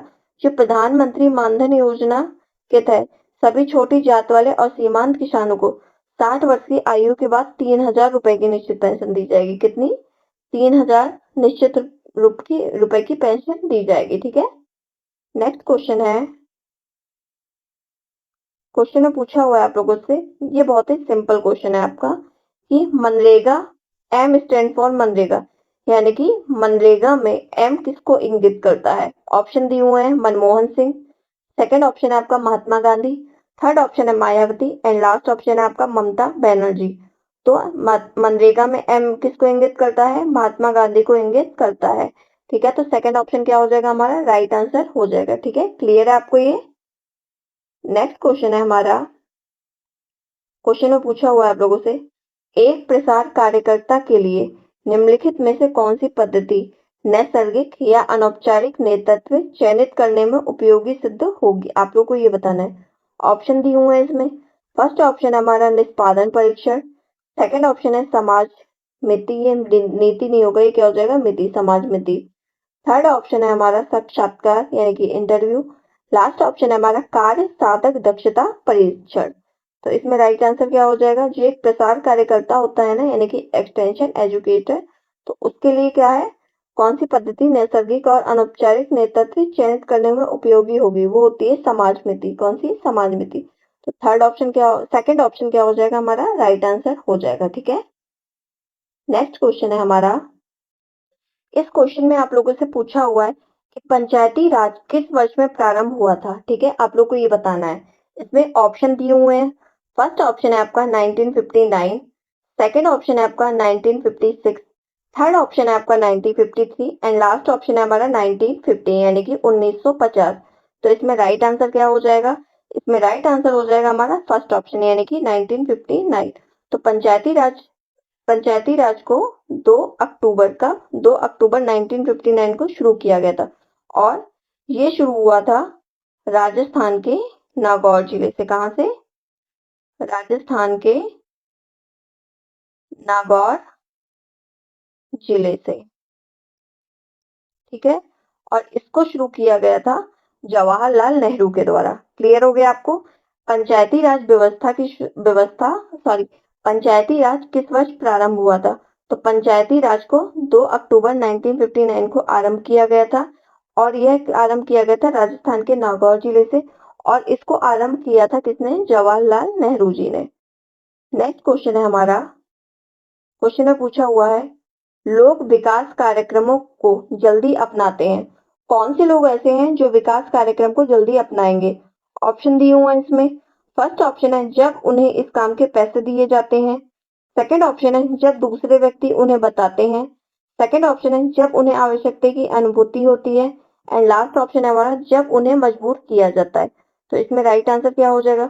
लोग विकास कार्यक्रम को जल्दी तभी अपनाते हैं जब उन्हें आवश्यकता की अनुभूति होती है, ठीक है। थर्ड ऑप्शन क्या हो जाएगा हमारा? राइट आंसर हो जाएगा। नेक्स्ट क्वेश्चन है हमारा आज का। क्वेश्चन में पूछा हुआ है एक व्यक्ति अपने मृत भाई की निसंतान विधवा के साथ विवाह करता है, वो क्या कहलाता है? ऑप्शन दिए हुए हैं इसमें। फर्स्ट ऑप्शन है हमारा लेविरेट, सेकंड ऑप्शन है सैरोरेट, थर्ड ऑप्शन है सैरोरल पॉलीगाइनी, लास्ट ऑप्शन है हमारा पॉलीगैमी। तो राइट आंसर क्या हो जाएगा हमारा इसमें? आप लोग को ये बताना है। तो एक व्यक्ति जो अपने मृत भाई की यानी कि उसका भाई मर गया है वो और निसंतान विधवा के साथ विवाह करता है तो क्या कहलाता है? वो लेविरेट कहलाता है यानी कि फर्स्ट ऑप्शन क्या हो जाएगा हमारा? राइट आंसर हो जाएगा, ठीक है। नेक्स्ट क्वेश्चन है आपका। क्वेश्चन में पूछा हुआ है युवा पीढ़ी के समाजीकरण में परिवार महत्वपूर्ण भूमिका निभाता है। इस संबंध में परिवार कैसी एजेंसी है? आप लोग को ये बताना है। फर्स्ट ऑप्शन है प्राथमिक सामाजिकरण, सेकंड ऑप्शन है माध्यमिक सामाजिकरण, थर्ड ऑप्शन है प्राथमिक एवं माध्यमिक सामाजिकरण एंड लास्ट ऑप्शन क्या है हमारा? तृतीयक सामाजिकरण। तो इसमें राइट आंसर हो जाएगा हमारा फर्स्ट ऑप्शन यानी कि प्राथमिक सामाजिकरण। तो परिवार कैसी एजेंसी है? परिवार एक प्राथमिक सामाजिकरण एजेंसी है, ठीक है। नेक्स्ट क्वेश्चन है हमारा आज का। क्वेश्चन में पूछा हुआ है वैवाहिक संघर्ष में ये घटनाएं शामिल है। कौन कौन सी घटनाएं शामिल होती हैं वैवाहिक संघर्ष में? ऑप्शन दिए हुए हैं। फर्स्ट ऑप्शन है खुशी, सेकंड ऑप्शन है सुलह करना, थर्ड ऑप्शन है कड़वा एवं गुस्सैल एंड लास्ट ऑप्शन है हमारा समझौतावादी। तो इसमें राइट आंसर क्या हो जाएगा हमारा? वैवाहिक संघर्ष में ये घटनाएं पूछा है, ध्यान दीजिएगा क्या पूछा है यहाँ पे? घटनाएं पूछा है। तो ऐसा तो नहीं है हमेशा खुशी रहती हो, हमेशा सुलह ही होती हो। समझौतावादी एक अलग कॉन्सेप्ट आ जाएगा। तो हमारा इसमें राइट आंसर आ जाएगा कैसा? कड़वा एवं गुस्सैल, क्योंकि वैवाहिक संघर्ष की घटनाएं पूछा है। तो क्या आ जाएगा हमारा राइट आंसर? कड़वा एंड गुस्सैल, ठीक है। नेक्स्ट क्वेश्चन है हमारा। क्वेश्चन में पूछा हुआ है आप लोगों से कि निम्नलिखित में से कौन सा कारक वैवाहिक असामंजस्य के लिए जिम्मेदार है? ऑप्शन दिए हुए हैं इसमें। फर्स्ट ऑप्शन हमारा रिश्ते में टकराव, सेकंड ऑप्शन है हमारा साझेदारी में अभिमान, थर्ड ऑप्शन है हमारा साझेदारों में प्रभावी संचार की कमी। किसकी कमी? संचार की कमी एंड लास्ट ऑप्शन है हमारा आपसी सौहार्द पर आधारित रिश्ता। तो आप लोग को ये बताना है कि क्या आ जाएगा इसमें। ऑप्शन दिए हुए हैं इसमें। फर्स्ट ऑप्शन हमारा एबीसी यानी कि एबीसी राइट आंसर हो जाएगा। सेकंड ऑप्शन है सीडीई एंड एबीडी या सीडीई। तो आप लोग को ये बताना है कि राइट आंसर इसमें से क्या हो जाएगा। तो जो वैवाहिक असामंजस्य के लिए जो कारक जिम्मेदार होते हैं ना, वे कारक होते हैं रिश्ते में टकराव, साझेदारी में अभिमान और साझेदारी में प्रभावी संचार की कमी। तो इसमें राइट आंसर हो जाएगा हमारा फर्स्ट ऑप्शन यानी कि ए बी सी, ठीक है। पर आयोग ने इसका आंसर माना है सी डी ए। क्या माना है? सी डी और ए। अकॉर्डिंग टू आंसर की हमारा फोर्थ आंसर राइट आंसर है और हमारा वैसे राइट आंसर देखा जाए तो फर्स्ट ऑप्शन क्या है हमारा? राइट आंसर हो जाएगा, ठीक है। नेक्स्ट क्वेश्चन है हमारा। क्वेश्चन में पूछा हुआ है आप लोगों से जब संतान को पिता का नाम विरासत में मिलता है तो कौन सा परिवार कहलाता है? ऑप्शन दिए हुए हैं इसमें। फर्स्ट ऑप्शन है हमारा एक संरक्षक, सेकंड ऑप्शन है हमारा वैवाहिक, थर्ड ऑप्शन हमारा पितृवंशीय एंड लास्ट ऑप्शन क्या है हमारा पितृसत्तात्मक। तो इसमें राइट आंसर क्या हो जाएगा, जब संतान को पिता का नाम विरासत में मिलता है तो क्या कहलाता है, पितृवंशीय कहलाता है। कौन सा, पितृवंशीय कहलाता है, यानी कि थर्ड ऑप्शन क्या हो जाएगा हमारा राइट आंसर हो जाएगा। ठीक है, नेक्स्ट क्वेश्चन है हमारा, क्वेश्चन है पूछा हुआ है कपल्स के बीच झगड़े को कैसे सुलझाया जा सकता है, आप लोग को ये बताना है। ऑप्शन दिए हुए हैं इसमें, फर्स्ट ऑप्शन है अलग रहकर, सेकंड ऑप्शन है एक दूसरे के साथ गुणवत्तापूर्ण समय बिताकर, थर्ड ऑप्शन है अहंकार प्रदर्शित करके एंड लास्ट ऑप्शन है हमारा आपस में बहस करके। तो इसमें राइट आंसर क्या हो जाएगा, जो कपल्स के बीच झगड़े को सुलझाया जा सकता है वो अलग रह के तो बिल्कुल नहीं सुलझेगा, और ना ही अहंकार प्रदर्शित करके सुलझेगा, और ना ही आपस में बहस बहस करके सुलझेगा। तो कैसे सुलझेगा, एक दूसरे के साथ गुणवत्तापूर्ण समय बिताकर। ठीक है, तो सेकंड ऑप्शन क्या हो जाएगा हमारा राइट आंसर हो जाएगा। नेक्स्ट क्वेश्चन है हमारा, क्वेश्चन है पूछा आप लोगों से घरेलू हिंसा से सुरक्षित अधिनियम 2005 के तहत मजिस्ट्रेट उपधारा 1 के तहत किए गए प्रत्येक आवेदन में आवेदन को निम्नलिखित अवधि के अंदर निपटाने का प्रयास करेगा। ये प्रचार नहीं है, ये क्या है, प्रयास करेगा। ठीक है, प्रयास करेगा। तो ऑप्शन दिए हुए हैं इसमें, फर्स्ट ऑप्शन है पहली सुनवाई के तारीख के अंदर, सेकंड ऑप्शन है आपका पहली सुनवाई की तारीख के 90 दिन के अंदर, एंड थर्ड ऑप्शन है हमारा पहली सुनवाई के तारीख के 120 दिन के अंदर, एंड लास्ट ऑप्शन है हमारा पहली सुनवाई की तारीख से वर्ष के अंदर। इसमें फर्स्ट ऑप्शन है ना, तो इसमें ये है आपका पहली सुनवाई की तारीख के 60 दिन के अंदर। ठीक है, क्या आ जाएगा इधर, 60 आ जाएगा, 60 दिन के अंदर। तो आप लोग को ये बताना है कि इसमें राइट आंसर क्या हो जाएगा। तो जो घरेलू हिंसा सुरक्षा अधिनियम के तहत अवधि के अंदर सुलझाने का प्रयास किया जाता है वो किया जाता है पहली सुनवाई की तारीख के 60 दिन के अंदर। तो हमारा क्या हो जाएगा राइट आंसर, फर्स्ट ऑप्शन हमारा राइट आंसर हो जाएगा। ठीक है, नेक्स्ट क्वेश्चन है हमारा, क्वेश्चन है पूछा हुआ है हिंदू विवाह अधिनियम 1955 की धारा 19 के तहत वैवाहिक मामले में याचिका दायर की जानी है। ऑप्शन दिए हुए हैं इसमें, फर्स्ट ऑप्शन हमारा जहां याचिका की प्रस्तुति के समय प्रतिवादी रहता है, सेकंड ऑप्शन है हमारा जहां विवाह के पक्षकार अंतिम बार एक साथ रहते हैं, थर्ड ऑप्शन है हमारा यदि पत्नी याचिका करता है तो याचिका प्रस्तुत करने की तिथि पर वह क्या कर रही है, एंड लास्ट ऑप्शन हमारा इनमें से सभी। तो एक क्वेश्चन तो आपको ये क्लियर हो जाता है कि हिंदू विवाह अधिनियम कब आया। तो हिंदू विवाह अधिनियम कब बना, 1955 में बना। ठीक है, तो इसमें राइट आंसर क्या हो जाएगा, जब याचिका की प्रस्तुति के समय प्रतिवादी रहता है, ये भी सही है हमारा, एंड जहां विवाह के पक्षकार अंतिम बार एक साथ रहते हैं, ये भी हमारा सही है, और यदि पत्नी याचिका करता है तो याचिका प्रस्तुत करने की तिथि पर वहां वह क्या कर रही है, तो ये भी क्या हो जाएगा हमारा राइट हो जाएगा। तो इस वजह से हमारा राइट आंसर क्या हो जाएगा, इनमें से सभी। ठीक है, नेक्स्ट क्वेश्चन है हमारा, क्वेश्चन में पूछा हुआ आप लोगों से इनमें से कौन मानसिक रोग से संबंधित नहीं है, नहीं दिया हुआ है, तो आप लोग को ये बताना है क्या नहीं है। ऑप्शन दिए हुए हैं, फर्स्ट ऑप्शन है आपका हेरिडिटी यानी कि वंशानुक्रम, सेकंड ऑप्शन है आपका बचपन के अनुभव, थर्ड ऑप्शन है आपके मस्तिष्क में परिवर्तन, एंड लास्ट ऑप्शन क्या है हमारा र्यूमेटिक फीवर। तो हमारा जो मानसिक रोग होता है ना वो वंशानुक्रम से संबंधित होता है, बचपन के अनुभव से भी संबंधित होता है, और मस्तिष्क में परिवर्तन से भी संबंधित होता है। तो र्यूमेटिक फीवर से संबंधित नहीं होता, यही क्या हो जाएगा हमारा राइट आंसर हो जाएगा। ठीक है, क्लियर है आपको ये। नेक्स्ट क्वेश्चन है, क्वेश्चन में पूछा हुआ है कौन सा मानसिक रोग नहीं है, नहीं दिया हुआ है यहाँ भी। ऑप्शन दिए हुए हैं, फर्स्ट ऑप्शन है गठिया, सेकंड ऑप्शन है मिर्गी, थर्ड ऑप्शन है न्यूरोसिस, एंड लास्ट ऑप्शन क्या है हमारा मनोविकृति। तो इसमें हमारा राइट आंसर क्या हो जाएगा, इसमें राइट आंसर हो जाएगा हमारा गठिया। जो गठिया होता है वो हमारा एक मानसिक रोग नहीं होता है, बल्कि मिर्गी मिर्गी होती है, मिर्गी भी हमारा क्या होता है, मानसिक रोग होता है। न्यूरोसिस भी हमारा मानसिक रोग से संबंधित है, और मनोविकृति भी हमारी किससे संबंधित है, मानसिक रोग से संबंधित है। ठीक है, नेक्स्ट क्वेश्चन है हमारा, क्वेश्चन में पूछा हुआ है कोई मानसिक रूप से बीमारी मतलब कोई मानसिक रूप से बीमार व्यक्ति है यदि वह क्या करता है, चिंतित ज्यादा रहता है, या अवसाद और प्रसन्नता के बीच मूड में उतार चढ़ाव होते हैं, या अत्यधिक खुश होता है, या अतिरिक्त बातूनी होता है। तो इसमें राइट आंसर क्या हो जाएगा, आप लोग को ये बताना है। तो मानसिक रूप से बीमार व्यक्ति वह होता है जो ज्यादा क्या होता है, चिंता करता है, छोटी छोटी बात को लेकर चिंतित होता रहता है। वो कौन से व्यक्ति होते हैं, वो मानसिक रूप से बीमार व्यक्ति होते हैं। ठीक है, नेक्स्ट क्वेश्चन है आज का, हमारा सेकंड लास्ट क्वेश्चन है आज का।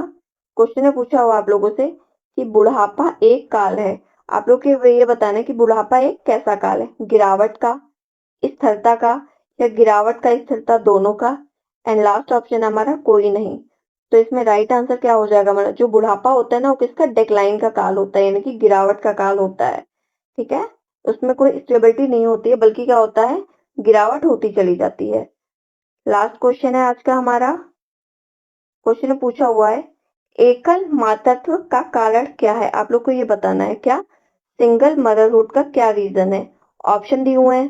फर्स्ट ऑप्शन है हमारा सेपरेशन यानी कि पृथक्करण। सेकेंड ऑप्शन है हमारा डेथ ऑफ द हस्बैंड यानी कि पति की मृत्यु। थर्ड ऑप्शन है हमारा तलाक यानी कि डिवोर्स। ठीक है, एंड लास्ट ऑप्शन क्या है हमारा, इनमें से सभी यानी कि ऑल ऑफ दीज। तो आप लोग को ये बताना है कि इसमें राइट आंसर क्या हो जाएगा। तो जो एकल मातृत्व के कारण होते हैं ना, वो सेपरेशन भी होता है, पति की मृत्यु भी होती है, और डिवोर्स भी होता है यानी कि तलाक। तो इसमें राइट आंसर क्या हो जाएगा हमारा, फोर्थ ऑप्शन है इसमें हमारा राइट आंसर हो जाएगा, यानी कि इनमें से सभी। तो हमने आज अपने कितने 100 क्वेश्चन कंप्लीट कर चुके हैं। हम कौन से 100 क्वेश्चन हम अपने पूरे कंप्लीट कर चुके हैं। आज हमारा बिहार एस्टेट का 2024 वाला पेपर पूरा कंप्लीट हो चुका है। ठीक है, इससे आपको पता चल जाएगा, एक पैटर्न समझ में आ जाएगा आप लोगों को कि बिहार एस्टेट में क्वेश्चन कैसे पूछे जाते हैं, किस लेवल के पूछे जाते हैं, किस पैटर्न पे पूछे जाते हैं, और किस टाइप के पूछे जाते हैं। ठीक है, तो इससे आपके एग्जाम के लिए काफी हेल्प होगी। तो आज के सेशन को हम यहीं खत्म करते हैं। आप लोग ये जरूर बताइएगा कि आपको क्लास कैसी लगी। अगर आपको क्लास अच्छी लगी हो तो आप क्लास को लाइक कर दीजिएगा, शेयर कर दीजिएगा, एंड चैनल को जरूर सब्सक्राइब कर दीजिएगा। ठीक है, थैंक यू सो मच।